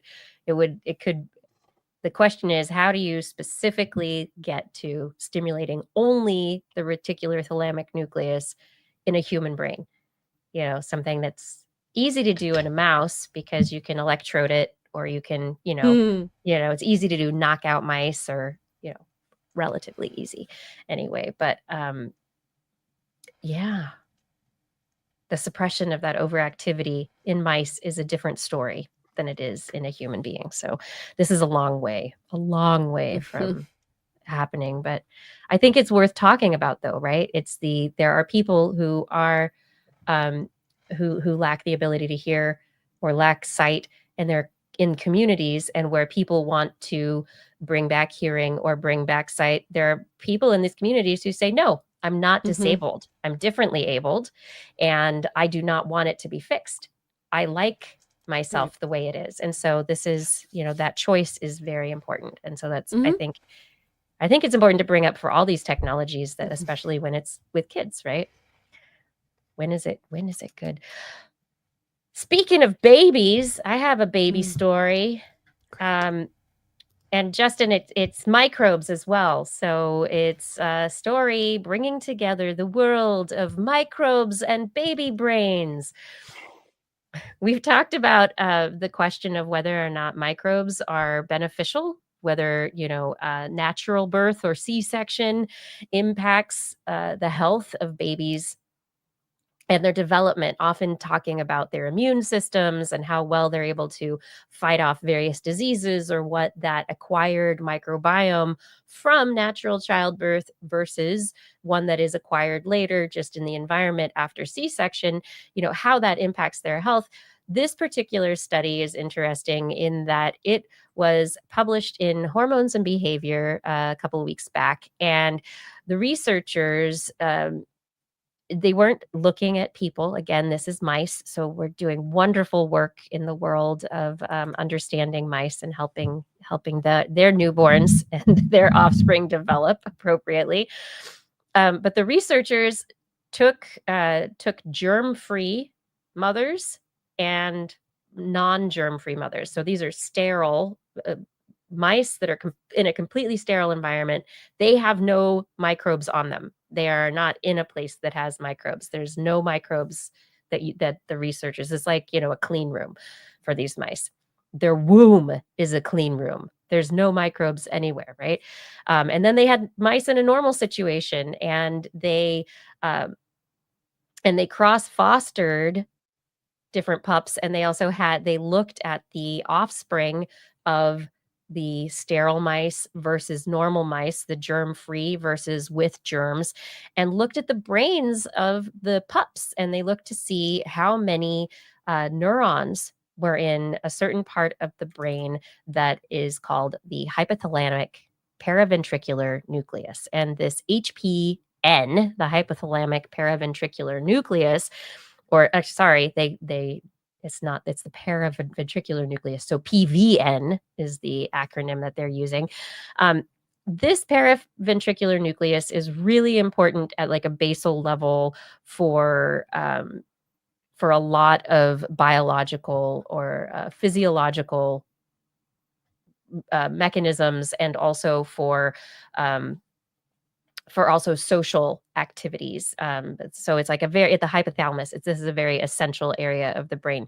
And what they discovered is that there was a decrease in the number of neurons in the brains, in this area of the brain, the paraventricular nucleus, in the germ-free baby mice. And this is coming from the mothers who were germ-free as well. So when they cross-fostered and that's basically taking germy babies and giving them to germ-free moms, and then taking germ-free babies and giving them to germy moms. The germ-free babies, they're born with a lower number of neurons. Their neurons increase a bit, but they never reach the same number of neurons as those that are fully born from, in, and develop in germed environments. So the interesting question here, and what they're bringing up, is that it's not just the birth canal microbes that are important. It's actually the microbiota of the mother themselves. So during gestation, the microbiome, the microbiota of the mom impact the development of the brain of the offspring. The birth and the microbes that are acquired during birth also impact the development of the brain of the offspring, and development itself is part of the picture. And they did experiments with adults as well, swapping them over. And they found that if you take germs away at any point, this paraventricular nucleus is impacted, but it's just impacted to different degrees at different times, depending. But if the microbes are not there with the mom pre-birth, there's a deficit starting immediately. So microbes impact brain development. There we go. Yeah. That's the bottom line. When I was when I was doing research on the like smear or not to smear, right? Mm-hmm. The whole idea is, if you have an emergency C-section, do you wipe? Yeah, do you do a smear? And a lot of hospitals don't even ask you if you want to do it or not. It's like, anyway, there's not a lot of research on smear or not to smear, which is why a lot of hospitals don't kind of have that in their menu of options. But most of the research that I did read, the limited research that was available, was around just developing the microbiome. It wasn't in the connection to the brain. That is not, it's just about gut. It was about gut health pretty much only. Yeah. And that research there's not a lot. And that's because there's so many other places that you get your gut micro. But as you start, you start breastfeeding or like whatever's on, if you don't have a completely sterile bottle nipple, right? So there's what's on your skin. You're doing skin to skin all the time. Right. Do you have a dog in the house that licks your baby's foot and then they stick their foot in their mouth? Like there's all these different places, that they're getting microbes from, aside from this one entry point. But it's so the thing is that there's that one, and so this is beyond just the gut or the immune system. This is the brain and neurons in the brain. And what I find really interesting about the PVN is that, so this is like physiological mechanisms. So stress, right? Blood pressure, your osmotic water balance, whether you're bloated or not, or dehydrated or whatever. But the social behavior is one of the really important things here too. But in terms of regulating stress and things like blood pressure, there have been a number of studies that suggest that there are that the neurons coming into the gut influence the immune system in the gut, and there is this feedback loop between the microbes in the gut, the immune system, and the nervous system. This is also taking place in the lungs as well. The vagus nerve is impacts how you recover from the flu. Like if you get rid of your vagal nerve input to your lungs, you won't be breathing. But anyway, if you get rid of the vagal nerve input, there are nociceptors. There are these receptors from the vagus nerve in the lungs that respond to inflammation and macrophages and all sorts of stuff. And if you get rid of them, the immune system goes crazy, and then the immune system goes too far. And so the nervous system is balancing the immune system, and this is all attached to the brain, to stress, stress and the immune system, we know they go together. I mean, I am jumping to conclusions here, but the link between the microbes, the brain development in an area that is responsible for helping to regulate stress and social behavior, like Well, all of it. it's also lined with neuronal tissue. Yeah. Yes. Like, exactly. like that's that gut brain connection is Axis. through neurons that are throughout your digestive system. So Mhm. it makes sense that it would still be what the studies were showing about the difference in the gut microbiome is probably where is sourcing the contribution to the brain development. No doubt. Yeah. That would be very logical. Yeah. And Anyway, one thing I missed from the study, though, how did the German babies, the germy. babies, Yeah. do with the germ-free upbringing? It Were they diminished. affected? Yeah, so It they did did diminish have them. it did diminish the number of the PVN neurons. So So it's those got to be cells, germy all the way around. yeah, they had more neurons still than the Than the ones that were germ-free born in the and beneath. germ-free, but it decreased the number because they were in a germ-free environment after. So there is a continued interplay during development between the environment, the microbes, and our brain development. This is in mice, but I think it's really the next step. Now we have to measure it. You're going to have to cut up some, no, never mind. Don't listen to me. Talk about I'm not mad talking. scientist Kiki over here. That's right.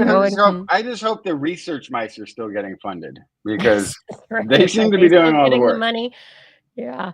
Well, if they're not funding the research mice, maybe they're funding the research robots. Some new some new research out of China, which is a little concerning to me. I don't know if you guys are going to feel the same way, but this paper published in Cell this last week, researchers are genetically modifying like tomatoes and soybeans and other crops that could be hothouse farmed or greenhouse farmed to make them more easily pollinated by robots.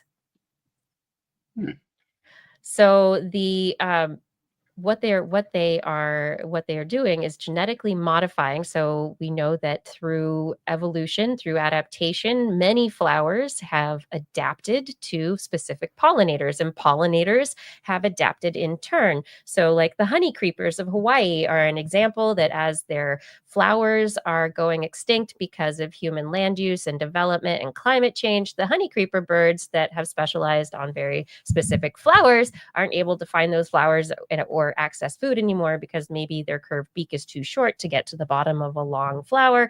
And so the birds are dying. Oh no, where are all the pollinators going? It's okay. We're going to put all of our plants into hothouses and pollinate them with robots now.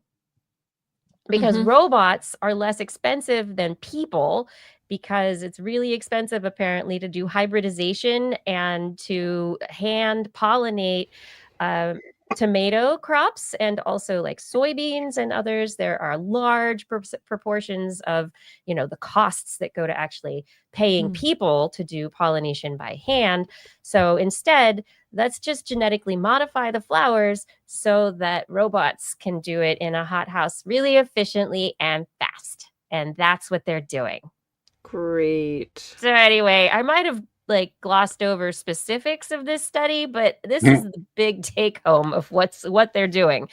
They're making specific flower designs so that the parts of the flower that are necessary for pollination are easily accessible by robot parts. So if that's the only thing just bringing it up. Great. If that's the only thing that they've changed, if it's the only modification, then, and nobody will like this, my one requirement is that they also set those plants out into the wild. But see, that's, what? Right. No. Because then because what you're talking about doing is if you flash forward to this becomes agriculture, right? Say this is as good an idea as everybody who's engineering it thinks it is, and it replaces pollinators, which is, the fear of colony collapse creating a global famine is real. I think you would need to, a third of humans would be required to run around pollinating, because we can't pollinate as efficiently as a bee. No, you can't. And a third of humans would be pollinating as a job full time. like it would be ridiculous. Okay, but so what a wonderfully calming job. I think of any job that could be great. The next as long as there's 100 no years, quotas. We create monocultures that all pollinate by these robots. But this is my question, Kiki. I would expect that we should have an allowance for an actual pollinator out in the wild to take advantage, to evolve with or away from this, however they see fit, out in the wild, while we're doing this experiment of humanity. There are pros and cons to changing these traits of flowers, right? There's, these are very energetic parts of the flowers, and if they get eaten by, if they get out in the wild, very often flowers are like, I'm preserving this part just for the pollinators, and they don't want it to get eaten by a deer or whatever. Blair, what? I have a question. Okay. Why are we engineering the plants to be pollinatable by the robots instead of the robots to be the right shape for the plants? Right? This is a really great question. Oh, it's worse than you think. Because many crop traits obstruct the application of AI-based robots. Oh, yeah. Then design a new robot. Yeah. Design a new robot. That seems easier than creating a dead end. No, it's to prevent my plan. It's to make it harder to pollinate so that if it goes out into the wild and you don't have the right robot, you didn't buy the right robot, you can't pollinate their plant. You can't. Yes, it's the same like when Monsanto was making the corn that wouldn't. Yes, and then it escaped, and then everybody sued them. And create a proprietary plant. And what they have created here in this particular study are sterile male lines with flowers with exserted stigmas, and then they trained a mobile robot to automatically recognize and cross-pollinate the stigmas. And so they have automated F1 breeding that's efficient, comparable to manual pollination, facilitating the rapid breeding of stress-resilient and flavorful tomatoes when combined with de novo domestication under speed breeding conditions. Yeah, this should not be allowed. Well, you can have robots. You can have robots that pollinate. That is, I don't have any problem with that. Yeah. But this should not be allowed. Imagine hothouses like Amazon factories manned by robots. Beautiful. In the future, where they're flavorful, apparently. Then fine. Tomato's not a real thing anyway. That's a human manipulated, genetically modified. Soybeans are another one of the crops that tomatoes were basically berries before the Chilean or Peruvians got a hold of them. They were tiny little. Yeah, right. Anyway, yes, you're right. But they're working on it's already modified through breeding over 10,000 years or whatever. But it's already robot controlled. That's fine. They've been looking at doing robots for no wonder what the tomato caterpillars were doing all that time. What were they? Sorry. There's so many. Waiting. With the Cheshire cat waiting to see what to do. But anyway, yes, robots and genetic modification of plants so that, you got to make it easy for the AI bots to be able to pollinate things in the warehouses when all the humans are gone. When the humans are dead. Anyway, there is a brain-computer interface researchers at Stanford have been working on to decode and translate your inner thoughts.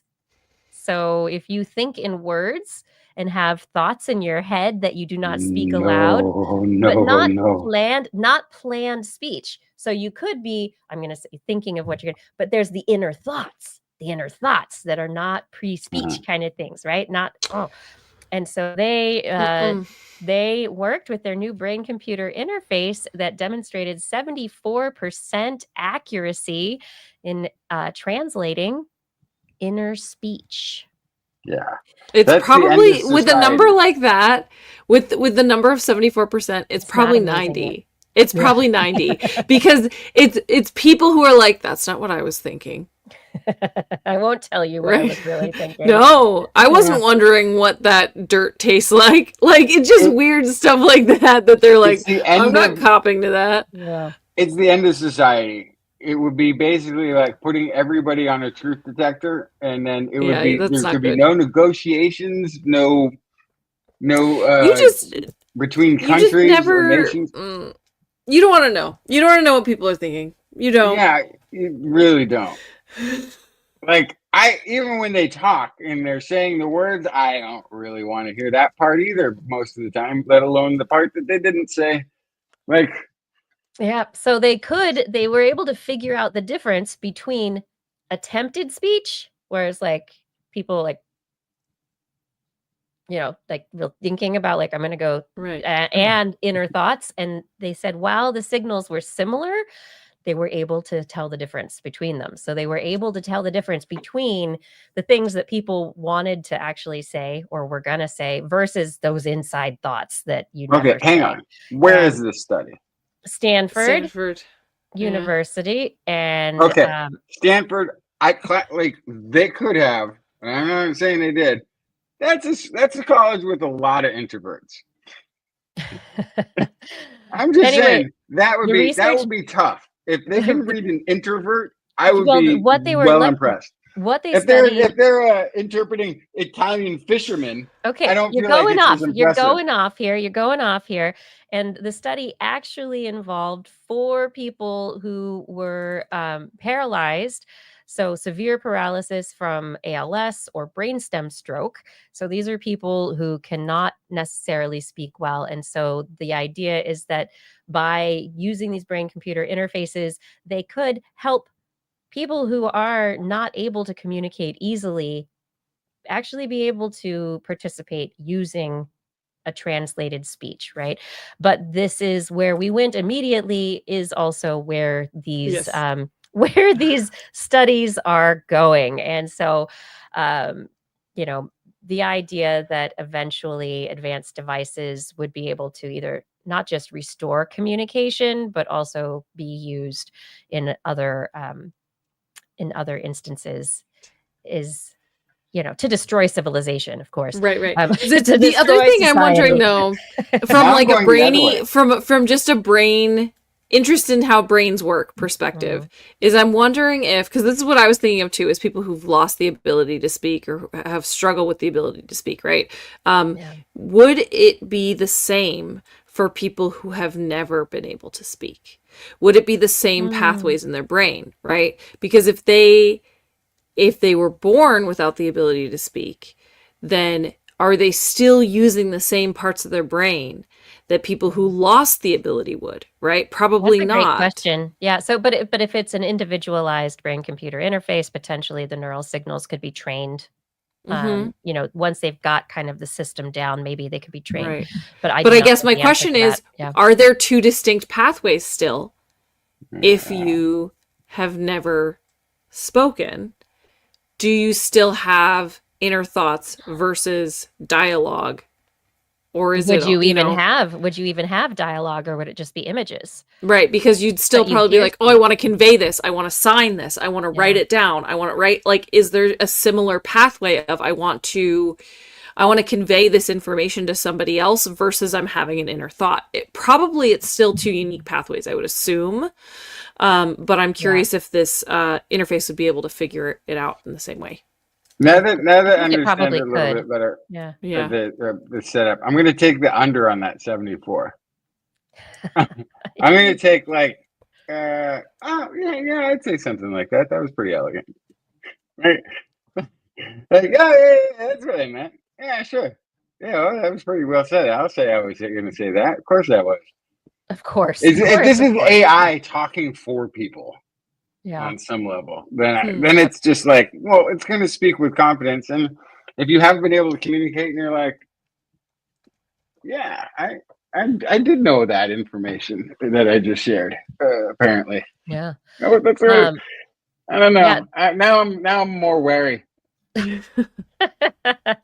I think it's good to be wary. But they looked at different areas within the brain, within the gyrus in primary motor cortex, and in looking at particular areas, they found most of the ones there was certain areas that were best for decoding inner speech. They found some areas that were better for attempted speech, and some areas were really good at listening. And so they were able to decode kind of what the brain was decoding as hearing, as listening to language, as opposed to actually attempting or the kind of inner speech of the brain. And then there was some areas that the question, Blair. Yeah. You don't have to have the speech pathways if you've got the hearing pathways and you're thinking in the sound. Yeah. Is that wild? Yeah. Would that work? Yeah, and this is all basically in the auditory areas, and so so if you don't think with sound, this might not work. Interesting. Yeah. But I think that's a really interesting question. And, of course, they're using large language models to match these neural signals to words to try and put this whole system together. And I don't know. I think it's pretty interesting. Beyond that, I don't have much more for tonight, except that researchers published a study in PLOS One the end of July that we didn't talk about that I think everybody needs to know. Communicating astrobiology and the search for life elsewhere. So this study did a scientific analysis of media representation of the search for life in space. Basically, they found that there's rampant speculation and overselling of the science. We could have told you that. I know. So, hey, if you've been listening to TWIS for a day or 20 years or 25 years, this is the place to come where we speculate, but we always stick to the facts as far as we know them. Just so you know. We try to counter some of that rampant speculation. We tend not to be on that bandwagon too quickly. No, I look at headlines and, if any time it's got Ari Loeb in a headline, I'm like, nope, no, just don't even listen. No. We found a squirrel on Mars. JK, it's a rock. Yeah, it's just going to be a squirrel-like rock. But it's not even like a squirrel. It's more like a rock. I don't know. Laugh now, but the squirrels have been there for decades. They're way ahead of us. If by squirrels you mean rocks, you're right. Yeah, they have been there. They're not Martian squirrels. Don't be confused. Don't believe the hype. Squirrels. Those are Earth squirrels that made it there well ahead of us. Oh, sure. They have technology we haven't even dreamed of before. They got it all hidden in the trees. But anyway, they built a whole space elevator, and then it's just it rotted because it was made out of wood. Doesn't work right. It's a little squirrely, I don't know. But it is amazing that a study. We have to. Do we need a study to tell us that The complex dynamics of science communication and astrobiology, where speculations and promises can generate public excitement and influence research funding, also risk misrepresenting science uncertainty and creating unrealistic expectations. Do we need a scientific study to tell us that about the way that some science is represented in the media? Do we? That sounds like some scientists were really angry at science media, and they were like, how do I tell them how mad I am? I know. It's like the ultimate mic drop of I'll write them a letter. It's no. I'm gonna do a research paper. That's what I'm gonna do. I'll show you wrong. I'm gonna have a strongly worded piece of research. That's all. Tell them. See? I can see. Yeah. So yeah. So like, is that like a big deal?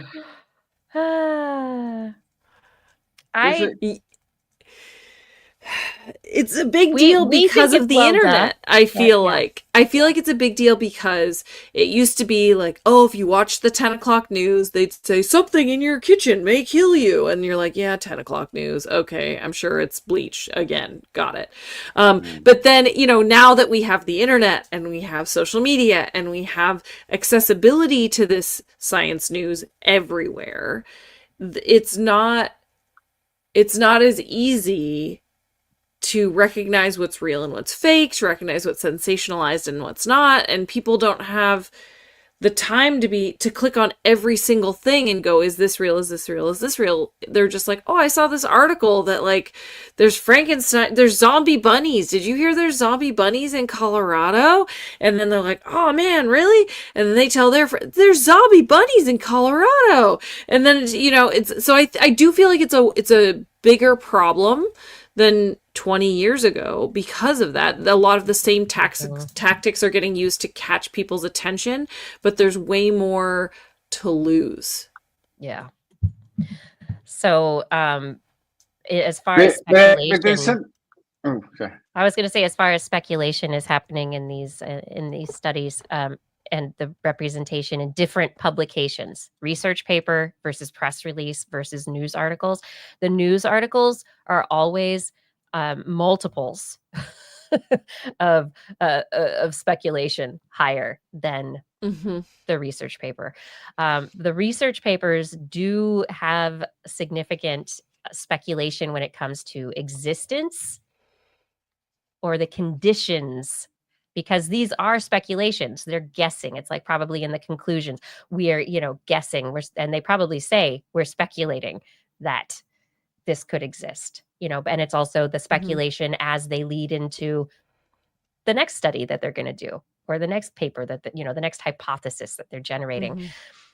But the one thing that is very interesting is that when it comes to evidence, they're all pretty much on par. They all pretty much stick to the evidence, except the news articles do go a little bit higher in the speculation on the evidence.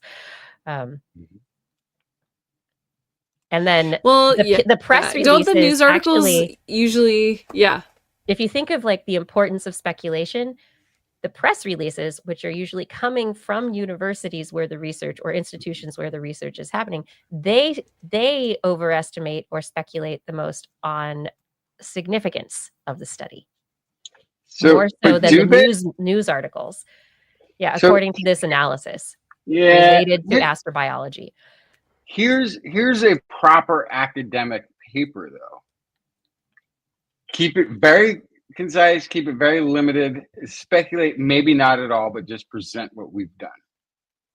Now, and then the press release goes, this is significant, because they want to get the news media's attention. Yes. And so they get big. And then the news media goes, oh, this is exciting. And then they speculate more about life on a planet that's Earth-like. What? They conduct interviews with people who can say, oh, I had nothing to do with this research, but I think it means this. Okay. Yes. Now, stop.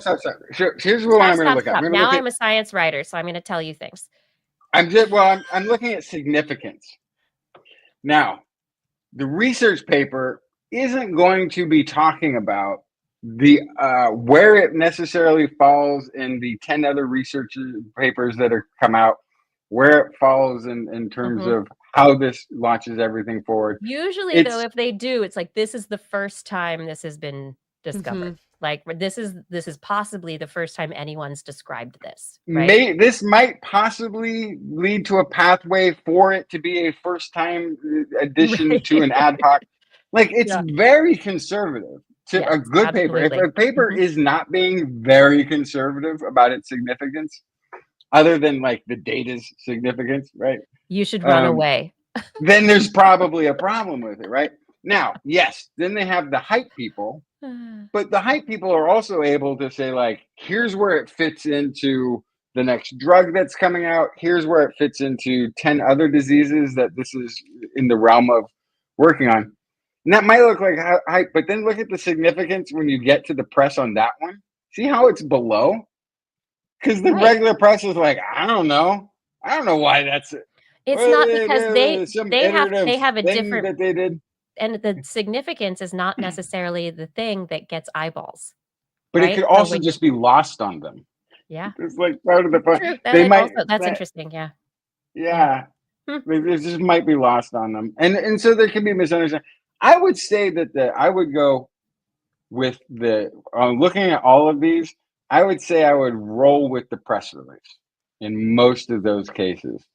Most university press releases aren't doing too much poofery, really. They're not really like, it's not that bad. It's not like, I don't know. I think they're usually sticking pretty good to where it's at. How many of the conversations we have in this show are about this exactly? It's a lot. Press release, yeah. No, it's a lot of it is about, they're saying it means this, but really, like, why? It's, you know what I mean? So it's a lot of the conversations that we have. From a university, I find usually stick pretty well to the study, but might explain its significance better and might get a little bit more excited about it. Now, the press release is normally where like a lot of like framing occurs that everybody uses. And then if you're reading a treatment or article on it, that's when you're like, did you even read the press release when this was written? Like, how can this be so different? So, Justin, you really like to bring those. I really like to bring the ones that say, you think that this bird is dancing? How about they're doing body language, right? Yeah. So I think that there's kind of two different types of that. Like you do a lot of the medical stories where they try to extrapolate in these crazy ways that you're describing. I think I bring a lot of stories where the press release is the one where they have an interview with usually the lead researcher, if not, some grad students and some other things. They have an interview with sometimes an unrelated professor from another institution entirely, right?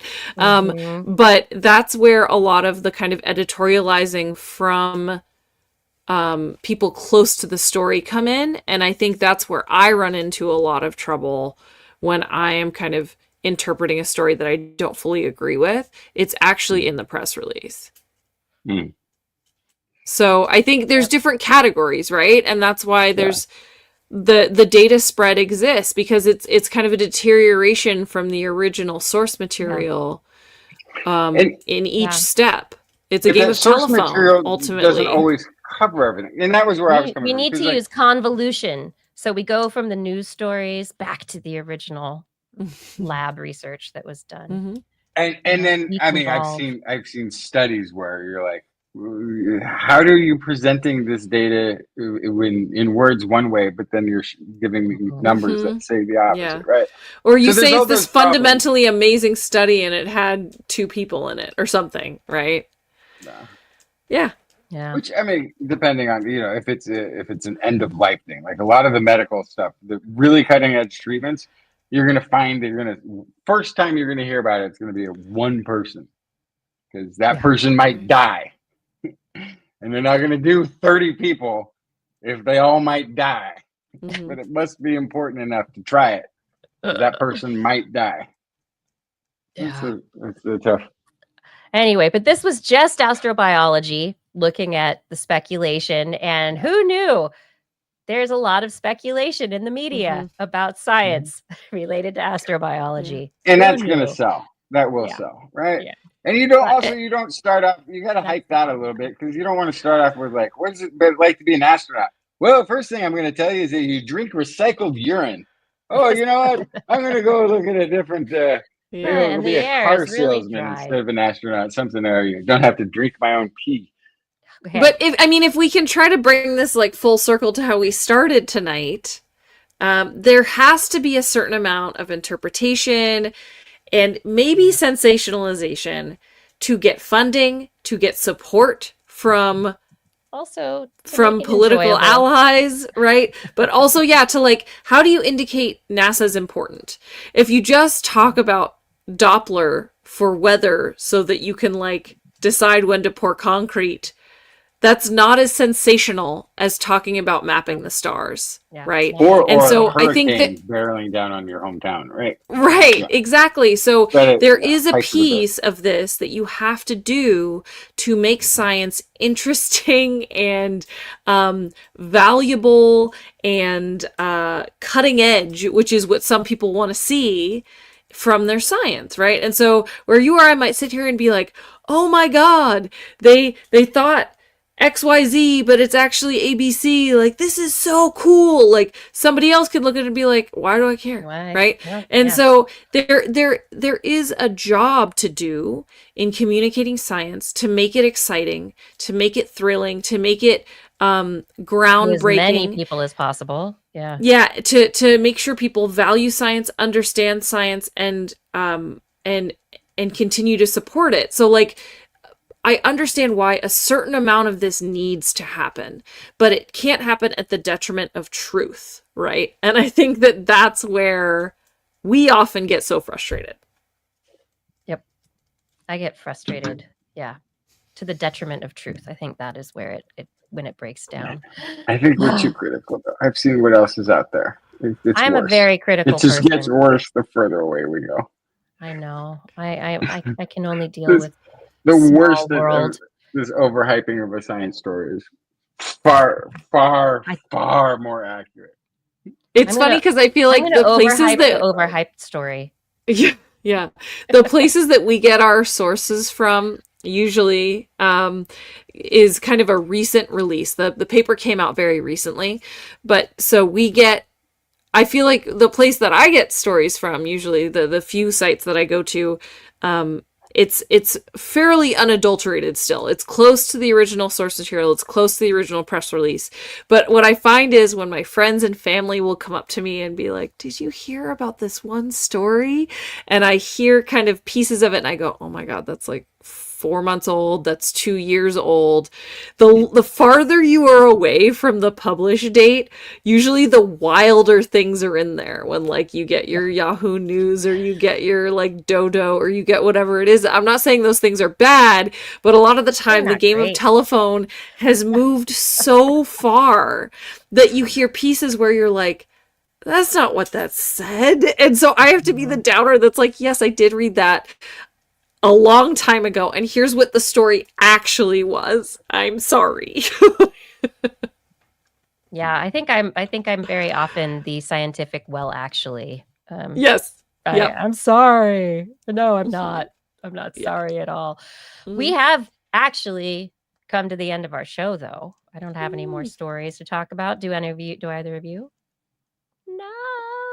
Oh, I've got 3 more that just came up. Hang on a second. No, we're going to finish What? the show right now because we're going to Okay.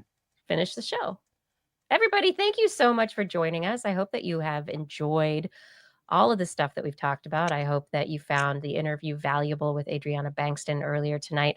Find a little hope out there and have a little bit more connection to what's going on at Capitol Hill related to science. Additionally, I am, just so thankful to certain people who helped the show. So Fada, thank you so much for your help with show notes. And thank you for the social media help. Last week, You put out an extra message when my power went out and we weren't able to make the show happen. There were, parental duties and other things, and so many apologies for not making it. But Fada, you allowed us to get that message out there, and I really appreciate that. On top of that, thank you to Gord, Aaaand, and so many others who helped to keep our chat rooms great places. All of you in the chat rooms who are here talking, thanks for keeping it real, right? And being nice and, respectful of everybody and having fun, being curious and having fun. Thank you to Identity4 for recording the show, and to Rachel for editing the show, and to our Patreon sponsors. Thank you to Robert Norland, Lauren Gifford, Dana Lewis, Eden Mundell, Alan Viola, Aaron Anathema. Wait, did I start? I did. Wait, did I read that? Yes. Okay, hold on.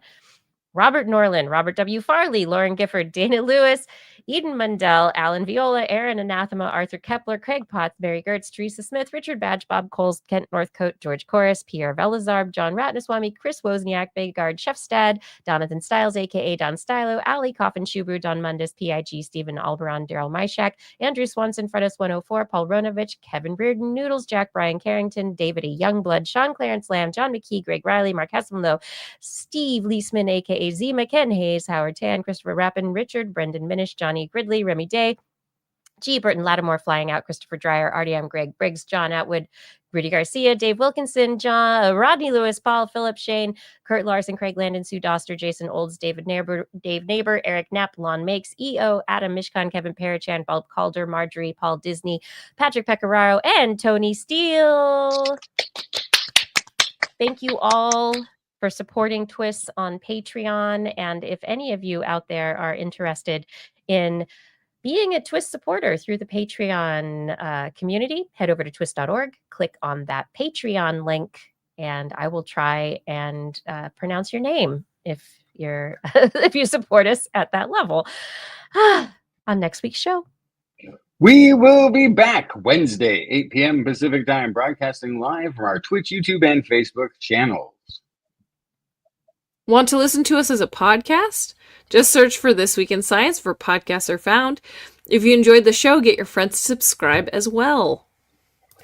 For more information on anything you've heard here today, show notes, links to stories will be available on our website, www.twis.org, and you can sign up for Kiki's newsletter.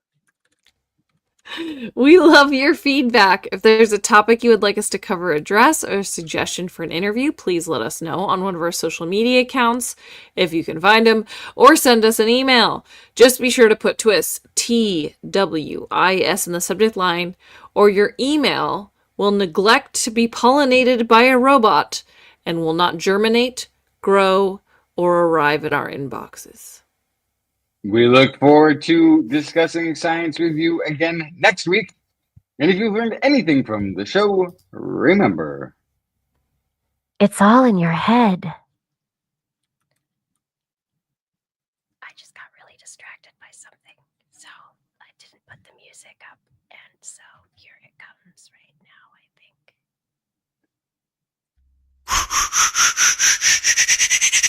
This Week in Science. This Week in Science. This Week in Science. This Week in Science, it's the end of the world. So I'm setting up shop, got my banner unfurled. It says the scientist is in, I'm gonna sell my advice. Show them how to stop the robots with a simple device. I'll reverse global warming with a wave of my hand. And all it'll cost you is a couple of grand. Science is coming your way, so everybody listen to what I say. I use the scientific method for all that it's worth, and I'll broadcast my opinion all over the earth.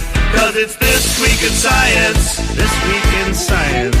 This Week in Science. Science. This Week in Science. This Week in Science. This Week in Science. Science. I've got one disclaimer, and it shouldn't be news. That what I say may not represent your views. Woo! So I think Rachel like did a happy good and like actually updated some stuff on our website. I'm like looking at it for the first time in like a couple of weeks. And our website, what used to be like old videos and stuff at the very top of the screen, now is more recent episodes. Look at this loveliness. Oh my goodness. Rachel, thank you. Because I didn't do it. That's amazing. I appreciate that update. That is just amazing. Look at that. I need to fix the Zazzle link, obviously. And we need to figure out. I do not like that picture. Don't like that picture. Can we capture the carbons? I don't know. Yay, our website. It looks newer.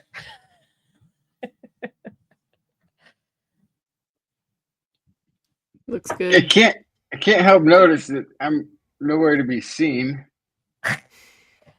And any your face is down below a banner in one spot. Mm-hmm. Yeah, I'm hidden behind all the banners.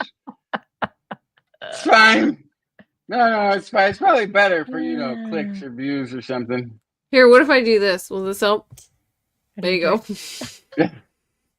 Blair's in the dark. Blair, guess what I got? Is this Ghost Stories?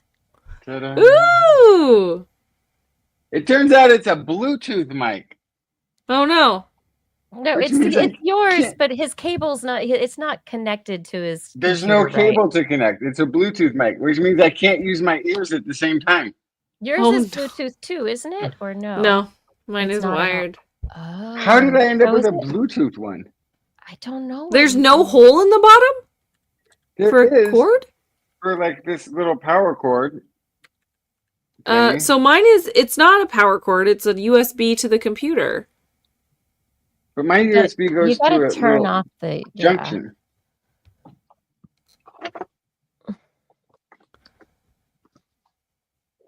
I got the premium multi-pattern USB microphone, so I got the wrong thing. No, USB microphone is what you want. Okay, so it says that your computer should automatically recognize the microphone and install the necessary drivers. It didn't happen. And you might have to adjust input settings in your computer's sound preferences to select Blue Yeti as a default recording device. But it needs to be plugged into your computer directly, also not through like a splitter or anything. Okay, then how do I do that? Because I have a Mac and thingy. You don't have. You have one of the newer Macs that doesn't have a USB, so you need a USB to USB-C or something. It's like 7 years old. It should still work through a dongle, though, right? Yeah. You have. So I've got this extra piece over here. The other one we connect to just fine. Hold on, I can't see that because this. I know because if what? I can't remember if I can't see the. Yeah, off to the side. Yeah. Yeah, a little dongle. Yeah. Yeah. That should work okay. But it didn't. It didn't like it. Instead, it connected via Bluetooth. So your sound, do you have sound preferences? I don't know. Are you on a Mac? Yeah. You said you're on a Mac? Or a PC? Also, did you check the sound input for StreamYard also? Where do I put that? Yes. No, there's an input? I don't know. It's the little gear. You can change your audio input. Oh yeah. That I did. Okay. That I did. Okay. So the Yeti's not showing up? No, Yeti shows up. It's just yeah. Is it through this now? It's working. Yes. Oh, it is?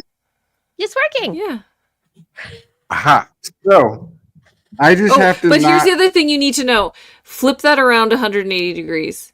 You're talking. No. Yes. No. Okay. So no, it was correct before. Flip it back around, but tilt it towards the screen and talk at the blue logo. Okay. How does this sound? That's how you're supposed to use it. So really? I hit the. Yeah, you're not supposed to point it at you. It's supposed to be like it's like a forward cardio. Yeah. Okay. Yeah. It is mighty the- loud, isn't it, Paul? Oh, the thing is, But you can the change reason it the wasn't working before is settings. because I hit this. It's a mute Oh yeah, button. that's the mute button. It's yeah. mute button. No. But it was. Oh, here it is. Here's what it is. I clicked on this. You can hear me now, right? Yeah. This is I much can't hear better you at all, audio. 'cause Oh, I it's on see. my. So now I have my hello, ears hello, back, hello. and you Great. can still Hello. hear me. Yes. Mm-hmm. That's correct. Okay, that's good. That was it. We had it the whole time. Well, we- Thank you, Thank you, Blair. It's actually a large part of my day job now is helping people with IT concerns. So helping gosh. old people figure out technology. I know. hey, you said it, not me. I'm so glad. Now you can use your awesome microphone. Yeah. That's Now I just really need lighting, and then great. we'll really have it figured Now I'll go out. back and get my gravitas back. Well, but now we got to figure out which one it is. Oh, turn it around again. No, that's right. No, that's right. Yeah. Do you want cardioid or no? You want directional? Nope. Can't hear you anymore. What'd you do? Can you hear the snapping? Now it's on. What snapping? It's on, but what snapping? Good. So now this one. No. It's very quiet. Okay, Very so that's quiet. that's the back side of the mic, and I think I got it so it's just facing at me. Is that Yeah. right? Oh no, that's not the one I meant to send you. What are you I meant sending to me? send you. You're sending me back channel Oh, yeah, links. this look one. at all those scary things. No, I need the. I'm trying to figure out what to do Good because one. I don't really have a way to put a tripod lighting Then you want it- situation yeah. up around me. Put one on top of your monitor. Can you do that? Do you have a screen? Well, because I have a MacBook, it's super sloped, so I can't use anything that's like a clip. It has to be like a webcam like set. So these things that I put in here have those, it looks like, and it's two, so you can put it on either side of your webcam. And then what is that attached to though? Like how are you That doing has that? a big round base. Right, but I'm wondering if it would even be tall enough because I'd have to put it behind my monitor That's where mine and is. go. Yeah. My And monitor's you pretty could mount it. tall. You could mount it you can this so that I can do. If I have this Yeah. sitting on the table, it's tall as me. That's but I pretty can tall. also just bend it down wherever. Yeah. Yeah. That's a I great think this height. was $20 at IKEA. Yeah. Okay. That's great. Yeah. I'm trying to figure out what to do. I'm dragging my heels because I don't know. I think I they feel even like- call it podcast light, but then they spelled podcast in Pure karst. Yeah. Pure const. But anyway, yeah, I don't know. I've been dragging my feet because a bad light is basically garbage. Mm-hmm. So I don't know I'm gonna what to play do. with my light. Play with my light now. But anyway, I'll figure it out. Yeah. Oh my gosh. Oh my gosh. I didn't do it. I wasn't there. I'm not the killer. So much heat coming off the sun.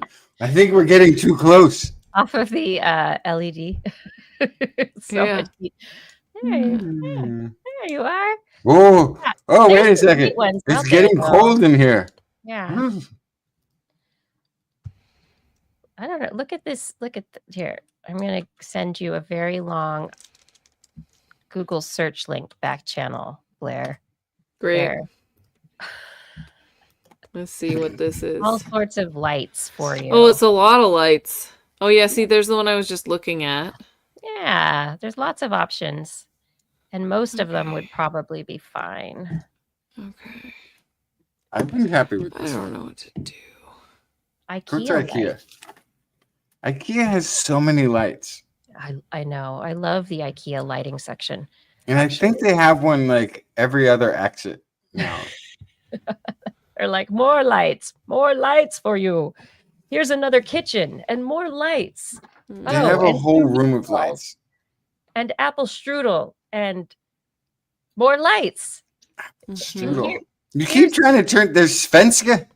Not German. Apple kacke. Abelskiva. Able Skeever. Yeah. I know Abelskiver. I make those every Easter. They're our Easter brunch nice. food. I have an Abelskiver pan. Oh yeah. Did Fancy. you get it in Solvang? I did not. I got it from my grandmother. Oh. I inherited my Abelskiver pan. It's So fun fact, cast iron. Solvang is a German town.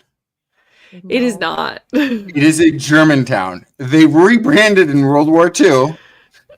Be not German. So it's not anymore. And Being that's been- little Austria kind of lost its charm when we were at war with Yeah. Austria and Germany. So Okay. what they did was they called it, oh no, it's Solvang. We renamed it. It's Danish. Yeah, this is Danish architecture. And then every Dane goes there thinking, oh, they have a little Danish town. They walked in and they go, their face just falls on seeing. No, it isn't. This is not right. That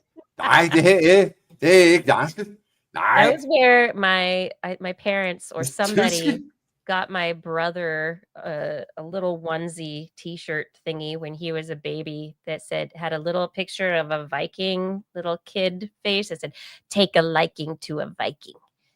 And I remember it. My brother remembers it. It was like one of the first things my brother saw and laughed at a baby as a baby. And so it was gotten for Like him. a core memory. A core my memory. God. A liking to a Viking. Oh my God. Okay, I will. Though I like violence. Huh. All right. Well, I'm gonna take a liking to my pillow pretty soon. Yeah. Oh, let's see. Paul is saying, Paul has the same exact lamp as you, Justin. Yeah, super It has an duper. adjustable pole that you can stick a webcam on too. Yeah. You know what I use it for most of the time? Just as a lamp.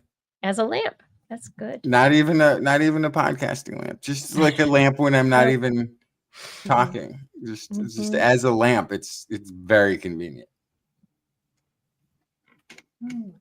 I like lamps. I like lights. I have many. I think they're wonderful. Bring light to the world, everyone. May there be light. Love and light. Ha ha ha ha. Hi, everybody. I think we're going to go to bed now. No, I got to go to work. But you two get a good night's You're sleep. doing a night shift? I Or are got to you do. writing? Are you writing? I'm writing. Because I did the other working thing today, and then I took a nap before the show. Because that's otherwise, really I'd be good. falling asleep right now Yeah. during the show already. Choices had to be made. Yeah, I get it. Sacrifices, choices, decisions. I don't know. Good, bad. Retrospect. Roll of the dice. Yeah. But now it means I got to. I still have work to do. I started Have the fun. work, some of it already. But Yay! yay! Have fun. I am not going to work right now. Hey, I am getting ready for school to start next week. Ooh. And my 14-year-old you son, already have a PhD. Like, what more do you need to? I'm going to be a freshman in high school, Mom. Man. On a campus that's in town where he can leave campus and go get assaulted by people in the neighborhood. Or you can just go buy a donut. Just keep it could. chill. There is a Blue Star Donuts very close to his school, so that's kind of awesome. He doesn't have to walk that far to get the Blue Star Donuts, which is one of the best donuts in the whole country, I tell you. But That's yeah, start a debate.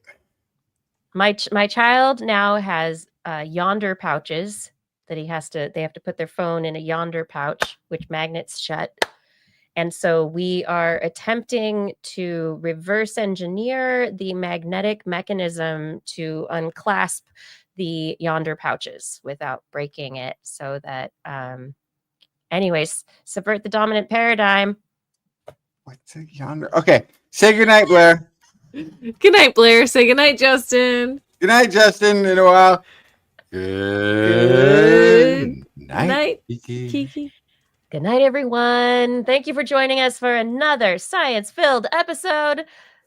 We'll see you again next week. May your week be full of happiness, joy, safety. You don't have to carry a knife. And sleep, and additionally, curiosity and lots of luck. Be lucky. Be very lucky at all times. Bye.